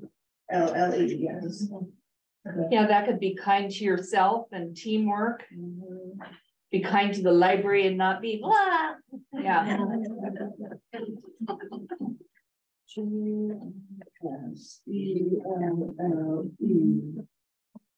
What does everybody do for schedules? Do you do all summer, week? Anybody? 4 weeks. 4 weeks? And then we have a finale after that. About 5 weeks. In Wednesday. We do full weeks. We do about 3. Yeah. We used to do it from June to the first week of August, but then we're just like, oh no. So the first week after the first year after COVID, we just decided to do it for 4 weeks in July. But it's the past 2 years we've had to reschedule the first one because of the 4th of July holiday. But they're willing to do that. So yeah, 4 weeks. We just do it on Wednesdays in July. Oh, so just a suggestion to throw out there, you know, it's all together. Last year, after the summer reading program, I reached out to Larry Pape at the Nebraska Game and Parks. I don't have his phone number or his contact, but I'm sure any of the ladies at the extension service would have it for you. But we had a family fishing night at Schuyler. And, you know, we don't have a big lake. We just have, you know, a little pond in our public park, but it had sunfish and bluegill in there. But they have a trailer and they organize a volunteer who will come with the trailer with all of the fishing poles, all of the information. He'll even cut up the worms so you don't have to touch the worms. And it was great. We had, you know, for Schuyler, we had 75 people turn out, and that was a big deal for Schuyler. But come to find out, a few of our cops have taken the course so that they can drive the trailer and have the information about the fish. And so we're going to partner with the cops for this summer's reward party. Well, or maybe it'll be the kickoff, but we're going to do, you know, some even more fishing outside. So although I have heard from the officers that cops and bobbers is trademarked. So we're going to have to come up with our own slogan for it. It's all free. The volunteers, the trailer, the equipment, the workers, they do a really great job. It was awesome. So that could be like a family togetherness and a community. Yes. There you go. They have several trunks too, don't they? There's trunks and there's the trailer and. Right, this is strictly fishing, but yeah, the Nebraska Game and Park does have different trunks. Karen, before you leave, did you get all of your entertainment billed? Like I do. Because you have Jeff Quinn. Do you want me to send you who all we got if you want a piggy? Well, did Jeff you get Quinn and enough Toby. libraries around? I don't know. I know I have some, but they get in touch with the performer, not me. Oh, okay. So I don't know who all has or hasn't. Okay. But Yeah, I seen some of your posts on you have. Did you fill out your evaluations? Is that okay? Yes, perfect. You have the tray. They just go in the, yeah, it's all good. Thank you.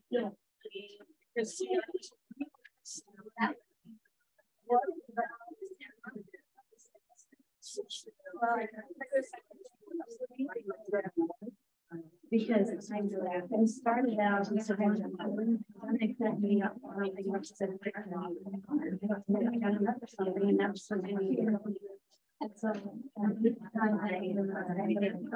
So we take a stretch break for a little bit.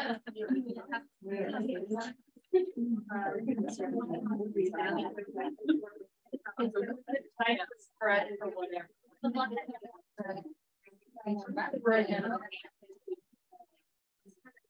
Pass it out. When are you done, Karen?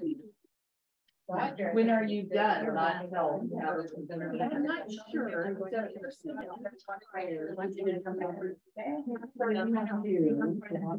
want me to have a couple of weeks? What I that first? Then I think. Yeah, we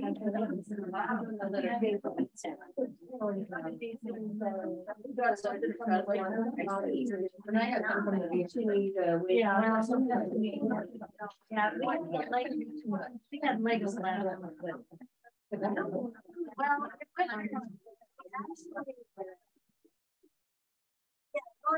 No, at my age, I want to get the big one.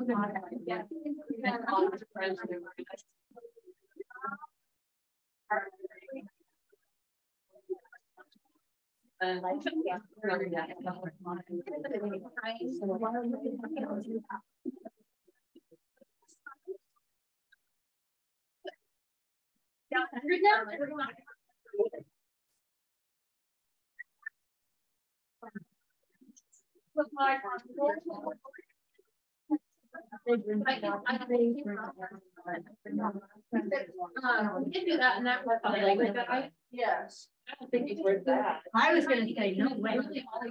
Yeah. Somebody built and then let it get down. It's not even.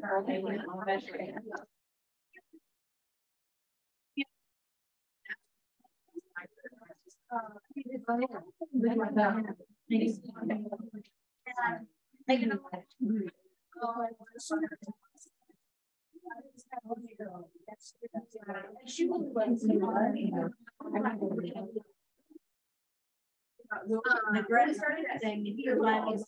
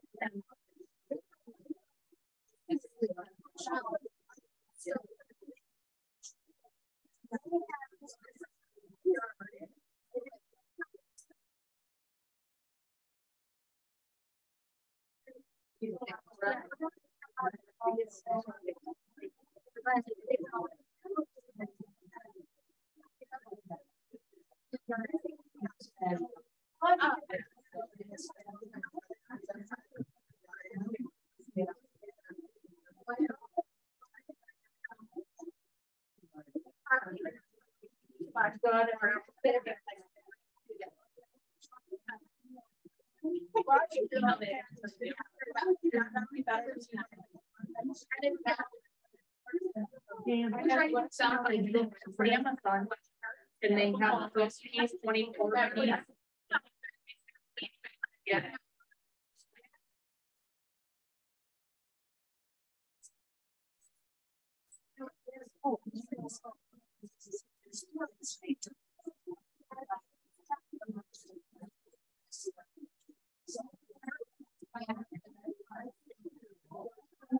Almost 30 years.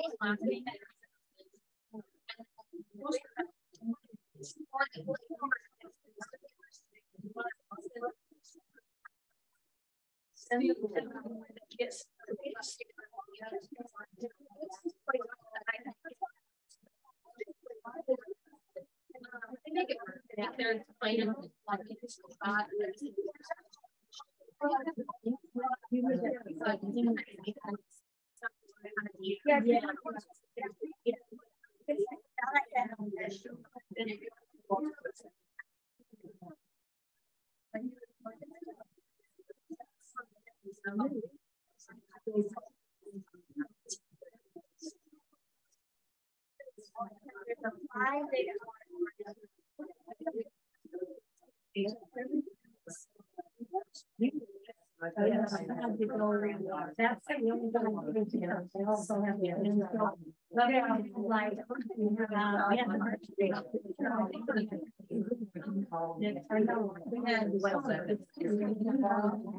And he said, it's so.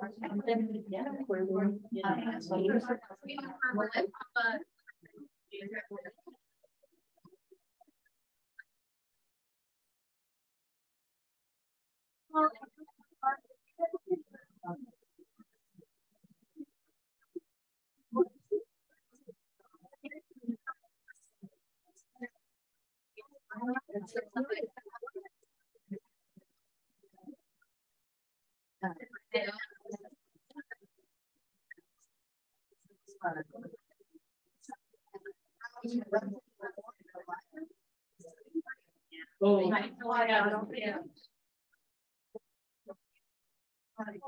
Yeah. Oh,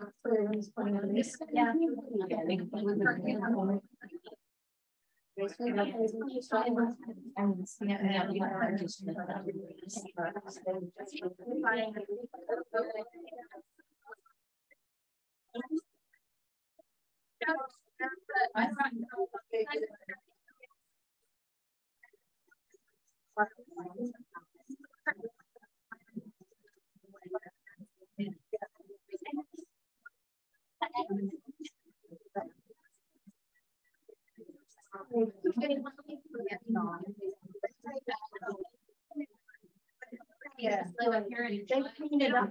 When we go in.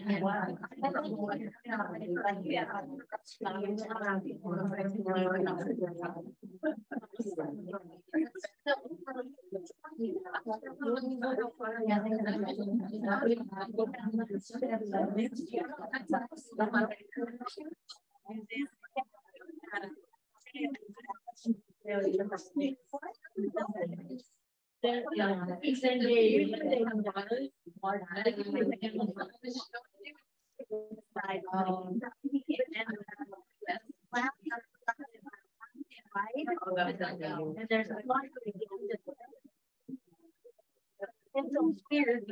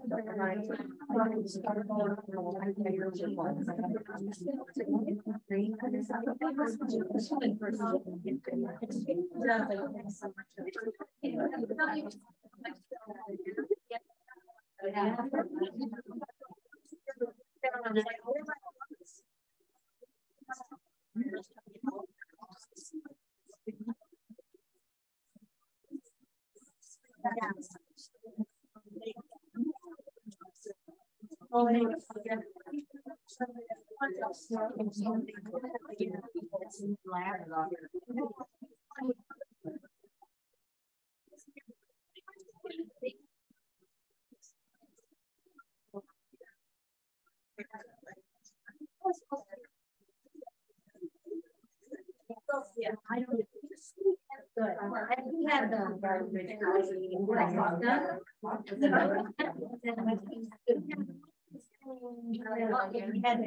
pick up and interact with.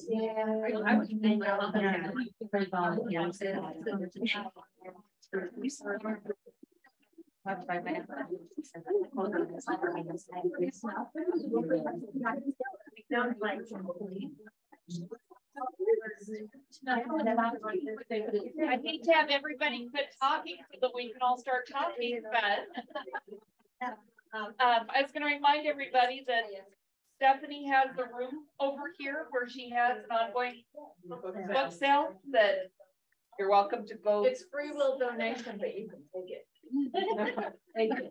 We realize that's a dangerous thing. And there's still some books over there on the table and different bookmarks and stuff. If anybody wants them, they don't do any good riding around in my car. They do. They can be in the libraries. And also there's a telescope over there. The Omaha Astronomical Society I got one for trails. That way, if anyone wants to try it before they buy it, you're welcome to go take a look at it. He did all the modifications like the stand and an eyepiece and stickers. So How do you tote it? I put it in my seat belt in the car. He said one time that there's a bin you can buy. There's like a 10-gallon bucket. If you turn it upside down, it's a nice stand. Yeah, stand. But it doesn't actually fit in it. But no, it's easy to just put it on the seat and put the seatbelt over it. Super easy, and it stays secure. Then you get to drive in a car full lane, no.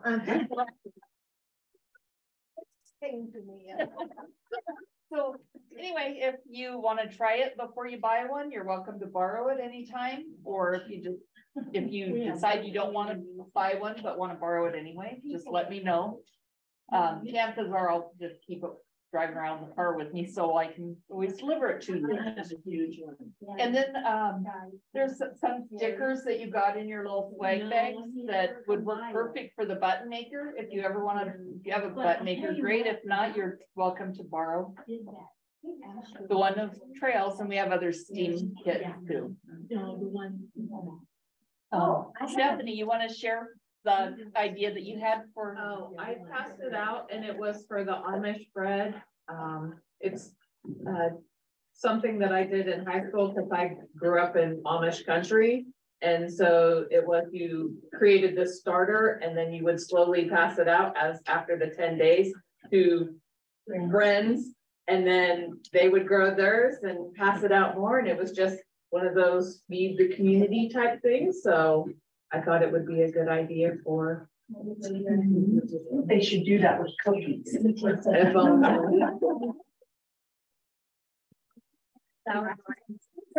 Christmas, you do cookie swaps. You can do that this summer too, right? You know, that would be a bad idea. Then you and it wouldn't we brought more than they. Does anybody do a community garden? We're gonna start one this year, we hope. Few years ago. Perfect summer for it with. Yeah, we're working with the Big Garden out of Omaha. They get their funding from the USDA. And so if you're deemed a suitable site, they'll help you build the garden for free. They give you all the wood to make the raised beds. They give you plants for 3 years, everything. All we have to do is help build it and take care of it. So our goal is to then grow produce and then hand it out to the community so that we can help our folks living at or below the poverty line with some extra fresh food. Do you host, I find myself doing this a lot, because everybody grows a garden, so come, harvest time, the library is full of tomatoes and cucumbers and those things, and so we hand them out regularly. Do you guys, in your community, do you become the repository of unwanted vegetables? A little bit. I have folks that bring us stuff all the time, long-time patrons. They'll say, "Hey, I have too much eggplant. You like eggplant? Yeah. Do you know anybody who wants this?" Well, and I don't ever throw them away. I mean, they all go out the door. Yeah. So. We're thinking about also trying to swap. So my adult librarian studied horticulture before she became a librarian. So she knows all about how to save seeds and all those things. So teaching folks how to save seeds and then doing a seed swap as well for the spring. Yeah, cool. Yeah, that's all community too. There's bugs out there. Cancer lover. And sweat. Oh my God. No. Never. Gardens are only good when you go plant them and then you harvest them. In between time. When we were kids, we would have to weed the garden and we would then pick the strawberries. To this day, I eat strawberries because once your bucket was full, you would not want to do it. But we had all made ourselves sick. Yeah. And so I still don't like strawberries. Yeah, I understand. My mom, but they had to just be right, Yes. right off the tree. And the stem, I think it was. I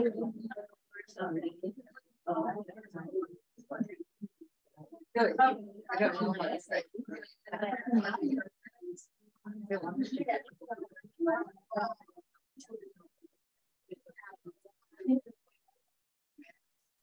That just put I went.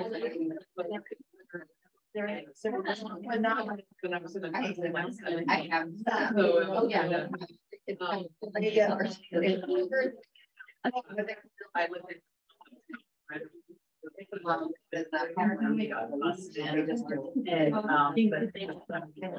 All four boys found and they stuff all the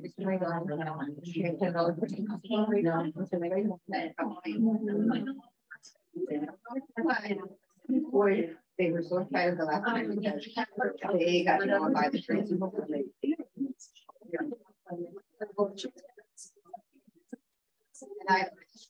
I'm just people.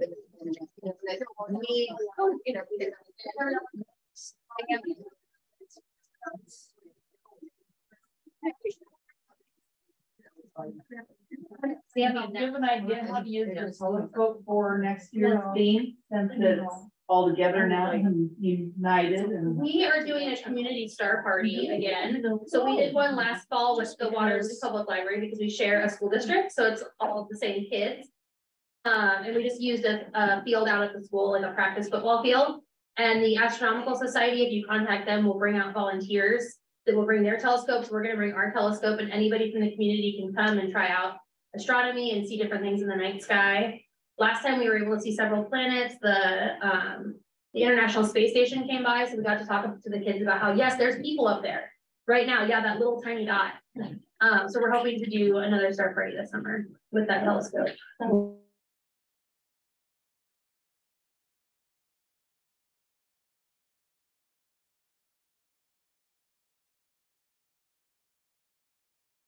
Three of them thinking, well, that's big enough. No, but I would like to have Jim come out and show our people. And then I have a humongous one that somebody died and I got, and take that one and the smaller one out to like the cemetery where there's no lights, and do that out there. So maybe the spring or something.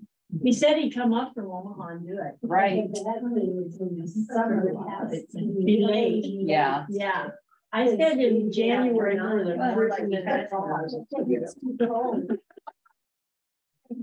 anybody else have a telescope? We have two. Yeah.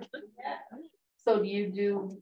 We did a star party October 1st last year, and you know, that's tempting fate because we weren't sure if we would be standing in snow or you just don't know October 1st, but it turned out very nicely. The only thing I did wrong, and you said it, is we put it in the parking lot in town of the library, and then the lights in town kind of blocked a view of the stars, but we did see two planets, and we saw a ring around the moon, so there was a moon doggy. It was pretty neat. So I know that I got an email from some stars group, and they would give you eclipse watching glasses, because I guess there's 2 eclipses this year. I sent an email out a while back about that. That's right about. And I had forgotten about it until a box showed up with all of my solar eclipse watching glasses, and I'm like, oh yeah. So the thing is, it's what next? There's one in April, and then I think there's one in October. That sounds right. But our library closes at 8, so I don't know if it would be dark enough in April for. But it's a solar eclipse, right? That's during the day. Daytime. Yeah, I'm sorry, I was thinking lunar eclipse. But I haven't decided what we're going to do with it yet, because I've got a whole box of them. So. Because there's always going to be an eclipse. There will, and then you can take them up to your school. So this one, there's not a one for a while. No. There's the way it works. Solar eclipses are all just over here for a while. Yeah. I remember. I took mine several years. So. Did you have other plans lined up for your summer reading, Abigail? Yeah, we've got a couple of programs that we haven't gotten set in stone yet, but like we want to have some people who train service dogs out. I forget what the organization is called. I think they're based in Elkhorn, maybe. And we're gonna do for our like final day, we want to have like a touch a truck event, you know, have the fire truck out there, and yeah, we're having Jeff Quinn, and then we want to do some bigger crafts on some Saturdays. So let's see what happens. Yeah. Anyone else want to share what you have lined up for presenters or crafts or anything else? We're gonna do our blast again this year in Stanton. Thanks to the Friends of the Library. We have coming, we've got, and Lillian jump in anytime when I forget this. We have pony rides and a petting zoo. We have a virtual reality truck. We have a photographer coming in. We have the Stanton County Public Power District coming in to do their demonstration on public power. We have the Stanton Sheriff's Office coming in to do kids' ID cards. In case something unfortunate should happen, they would have ID cards. Who else might? We have a bouncy house coming. We are going to have the Historical Society open, and they can come in and tour the museum and the schoolhouse, and we do a free lunch, and that's our kickoff for summer reading. What did I miss? All in one day? It's all in 2 hours, 3 hours? But this is all continuous and going on though. You have kids at the bouncy house, you got some riding the ponies. We have the Monty Zoo that gives a program at a certain time. The photographer's always going, the virtual truck was always going. And so I had one parent came back, or someone that, a grandma, I should say, and made a comment about, you didn't see anybody doing this on their phones. It was the families, they were out there talking, and it was a very popular event. So we hope to be able to do as good this year. Cool. We painted, I'll call the game Chutes and Ladders, but it was painted on the street. Oh, and they played Chutes and Ladders, and we found some big wood dice, and then got to play that on the street again. So yeah, they had cornhole. They brought. The key to that event was it kind of started as a library event. And as people heard about it, I went and got my hair done. My hairdresser was part of the fire and rescue. They wanted to jump in. Then the the Stanton County Public Power wanted to jump in and help.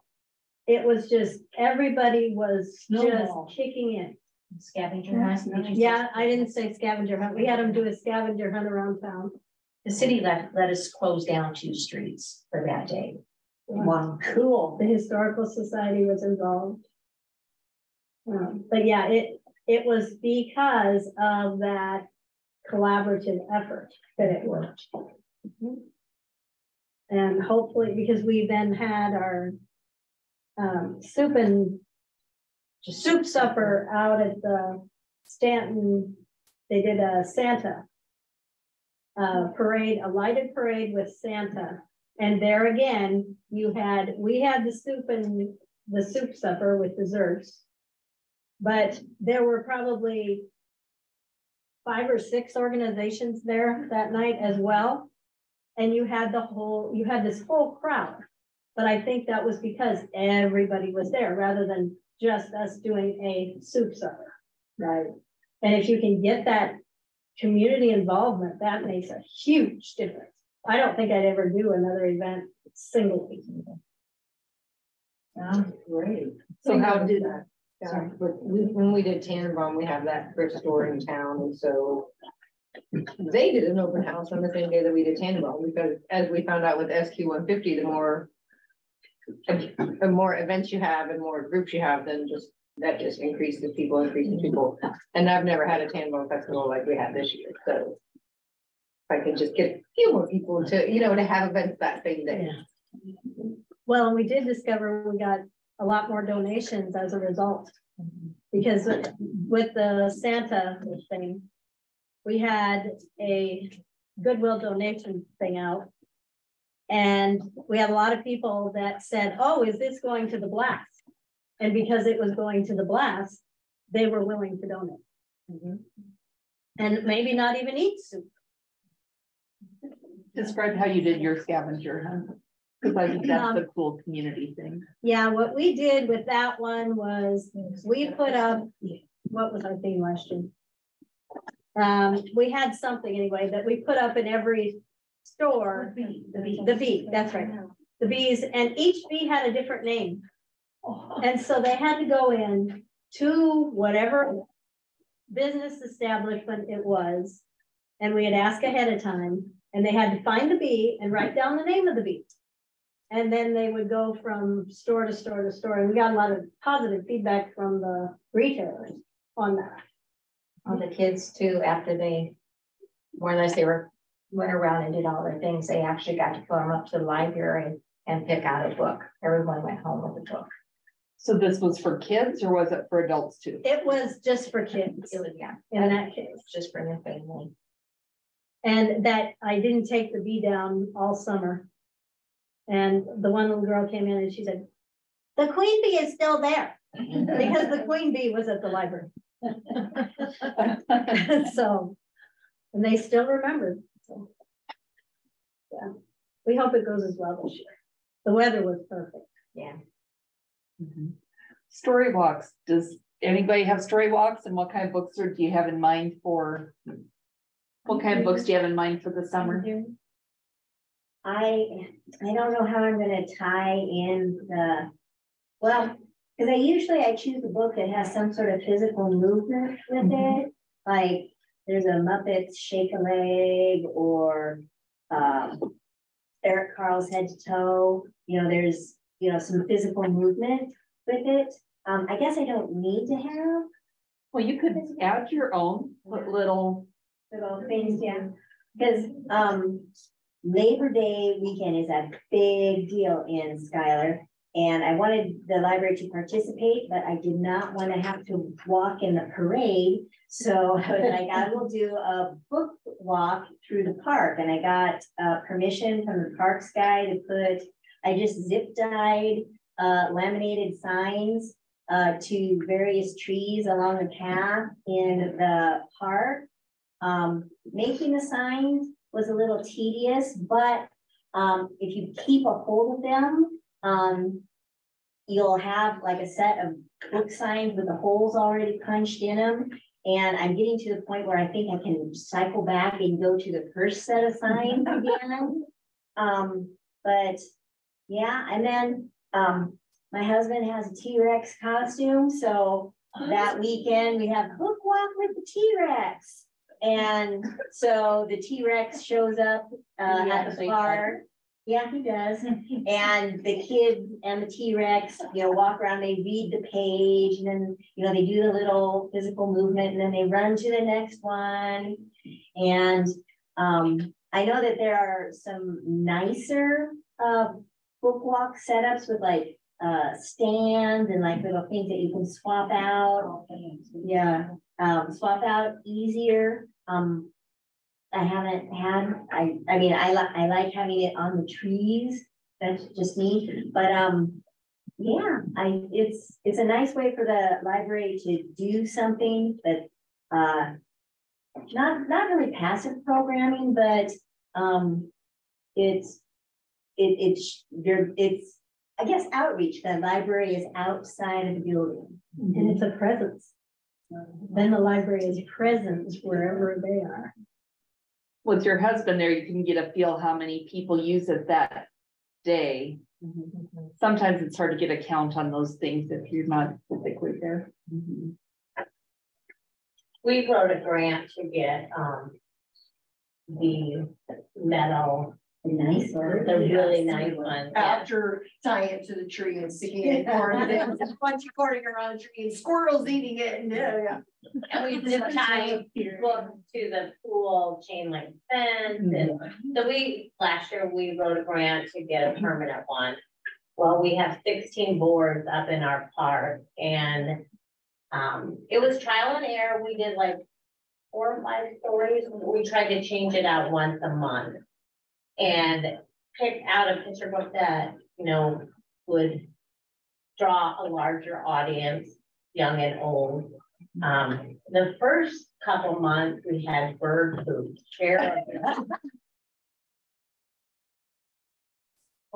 were immaculate and the other ones were like, hey, guys.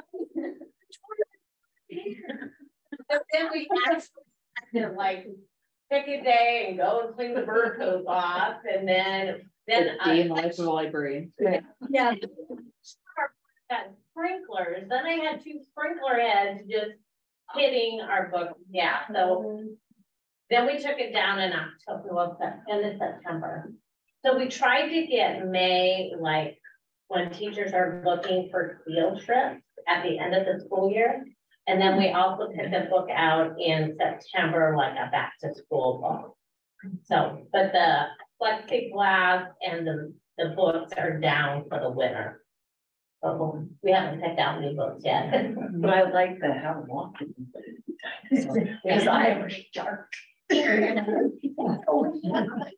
Walk with the shark in the park.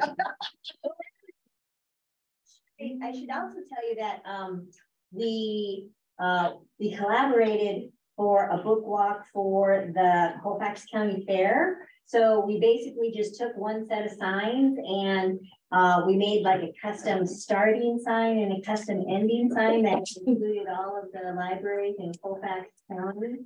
And they put it up at the fairground. And Diane helped with that, and so did I. Yep. And again, you know, the signs were laminated, so you can recycle them or use it, not recycle, use them again. You know? So do you find it fades in the sun? I have seen that you can get UV resistant laminate, but it costs more. But I thought, I wonder if that would help. Well, they were only out there, what, 3 days, 4 days? Yeah. Because we put them out Wednesday, Tuesday. Is it Tuesday? And then you took And me then out I Sunday? took them down Sunday or Monday, so they were, I mean, Right. and a lot of them we put on the building, so they were not necessarily directly in the sun, Right. you know, and so no more than they were out. I don't think. We did ours at the kid barn at the Dodge County Fair and 180s. Yeah. That was like the hottest year ever, and poor Amy and I are out there sweating. We were sweating, it was very bad. But we put them right around the kid barn. They've got the tractor races right there, and that is constantly, there's constant traffic around it. So the petting zoo and all that is there. And so we got really great feedback on it. So yeah, it was hotter.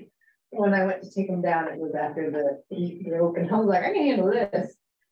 Putting them up was, yeah, was hard, but they were the kids loved them. So every time I went, because I lived like, you know, a block from the fairgrounds. So like I could just pop down there and see what was going on. I was gonna say, do you stay with them? Yeah. And I would only go down in the morning because I can cool, because I missed it all.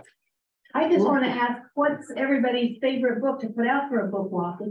Are there titles that particularly are great for that, so that people can know? When Rodeo Red, we went to a Read Out Loud conference in Seward, and that was on the top 50 Read Out Loud. So we picked that book, and that was what we started with. That was fantastic. You can't help but read in a cowboy voice.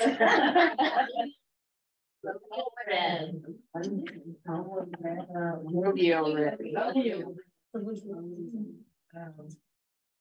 And I don't even know. I don't even.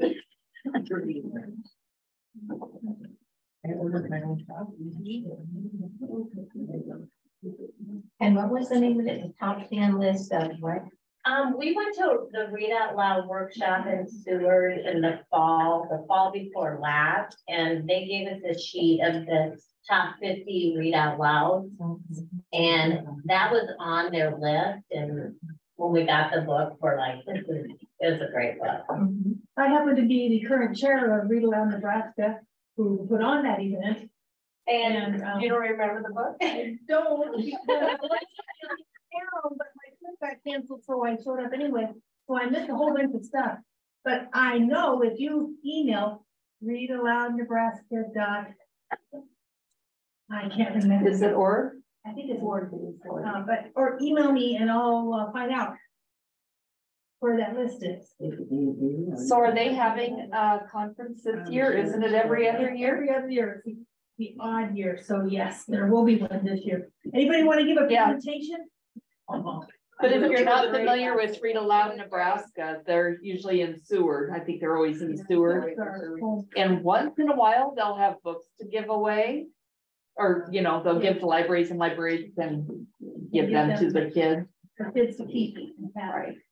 They're not for libraries. How expensive does it get start to have this walkway? It depends on. If you use zip ties. It's the cost of, you need to buy 2 copies of the book. So, I mean, the stand. Oh, the stands. So our grant was like $5,200.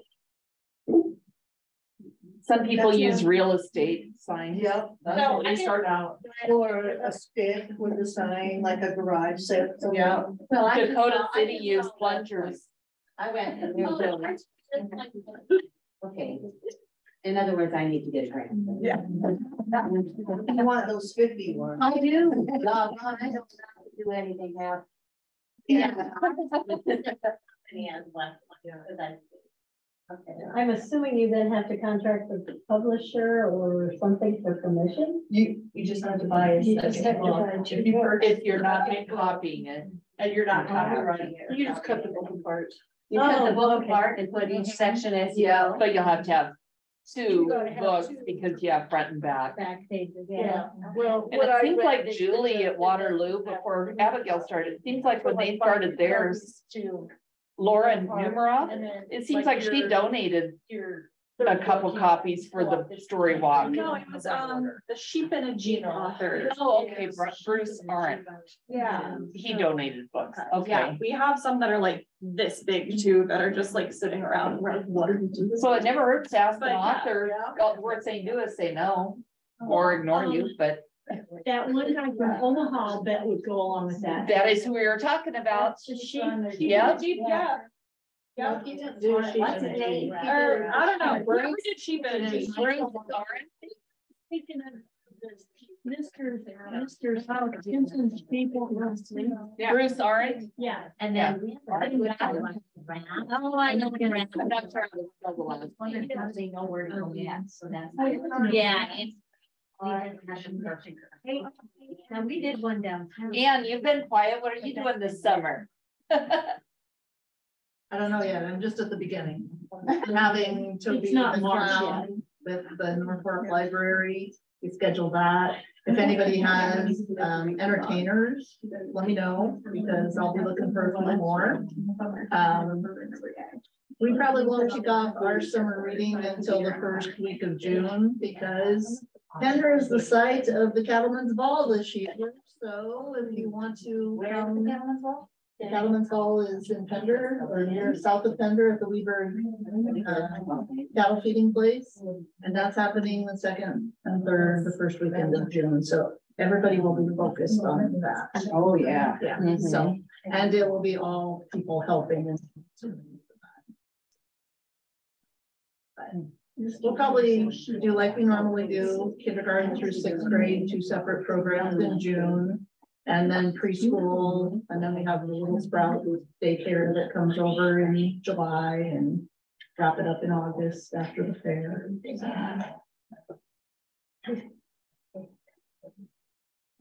Yeah, it's busy whirlwind time. Yes. Does it ever stop? No, it doesn't, but that's okay. So is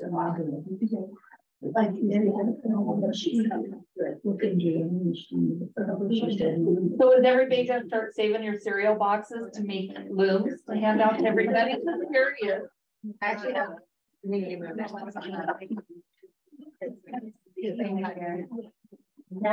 Perfect.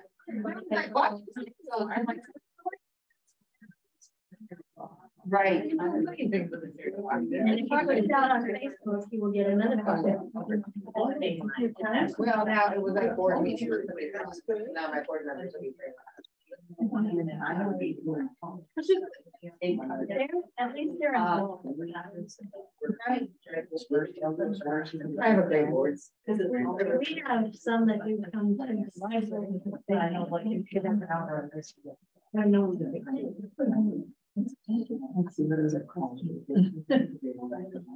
So is anybody gonna try any of the extensions ideas, do you think, this summer with the paint, with the marble paint? Yeah. They would have to be outside the. We go over to the city hall or to the Next next door. door.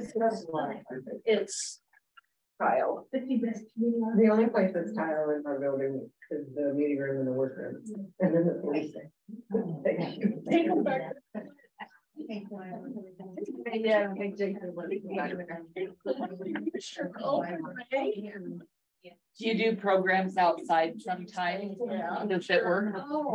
Majority of it is outside. Anybody? I mean, we haven't done it, I guess last year, the library power went out, because we're supposed to be doing our, bubble show, which museums.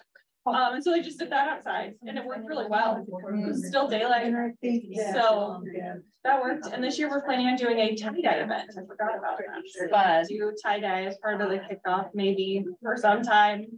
Do a big tie-dye event and have some like do all that outside. Yeah. That inside.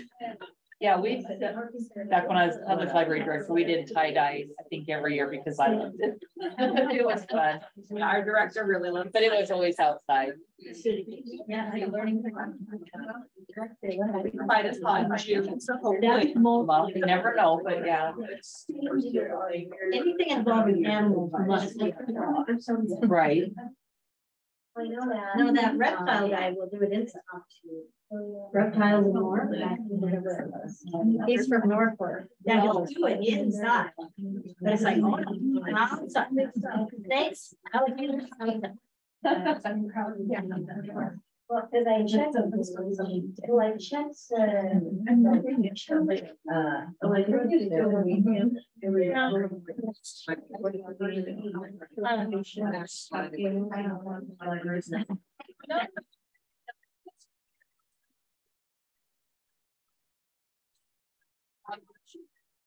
On Abigail. Yeah, Jenny's gonna know how to do it. Yeah, and I think Kim's got hers all done. Nice bracelet. Thank you. I just go to my library. I don't know, both sides.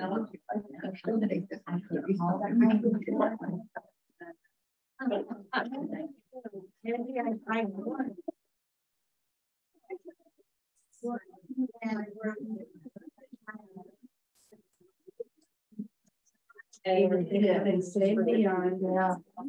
So kind.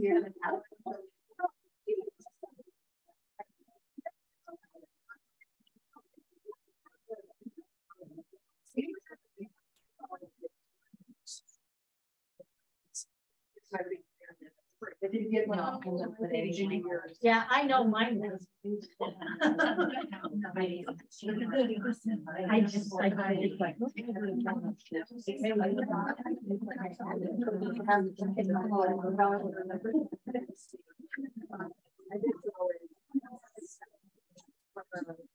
Yeah.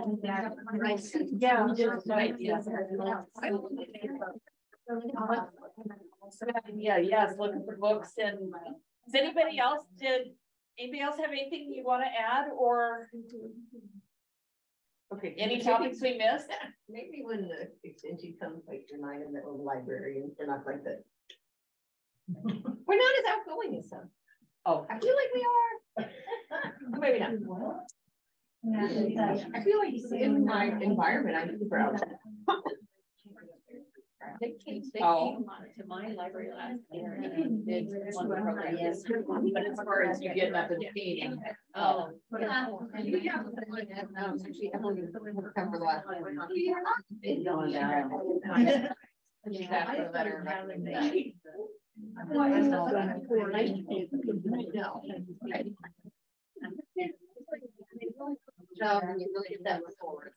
We're done.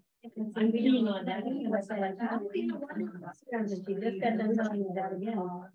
But we have to do all that. They don't come. Yeah, they don't have an extension even in your area. Well, I guess it's western part of the states, they don't have really either. We do that. But they won't. But not the education. That one. Well, she sells them. Not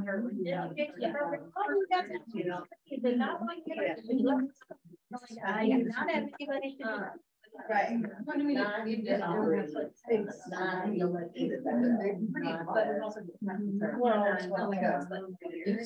Even though they said you can just pick it up and choose. Yeah,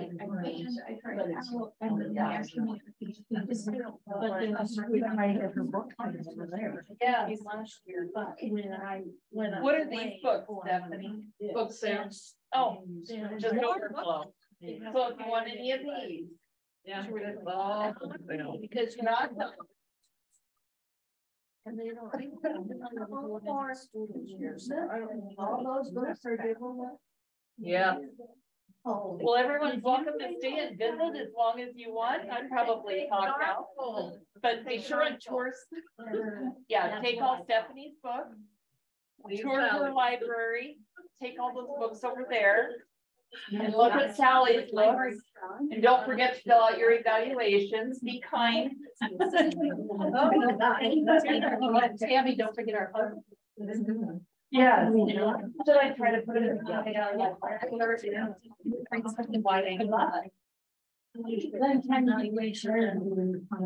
We can put our pretzel pieces together up here. I bet. Oh, they're in there. Yeah. Let's put them together and see if.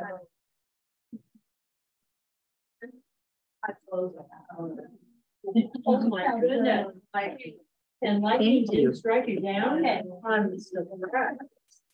But you know, I never really embarrassed if I can't get them put together. I tell my son, look for the pieces. Corner. Oh, that's a different corner. These two are separate. I don't remember how many puzzles there were. There must have been at least 3, maybe 4.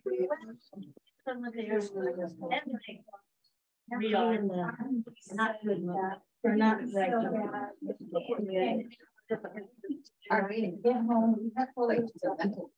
Oh, they'll come in there. Oh, really?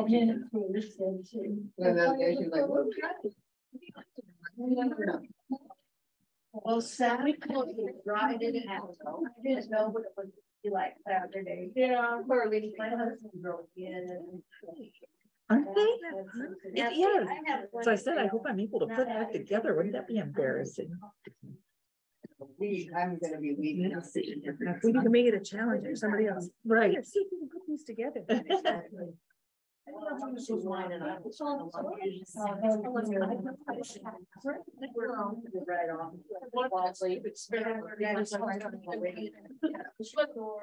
sitting in the library.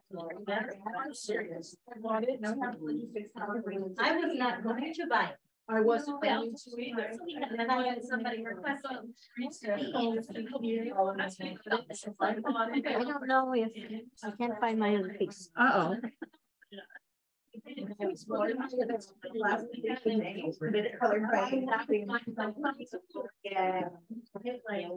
still there. Yeah. Although when I first got it. Let me get what I'm three is. We can take some of the stuff out of mine. They have that.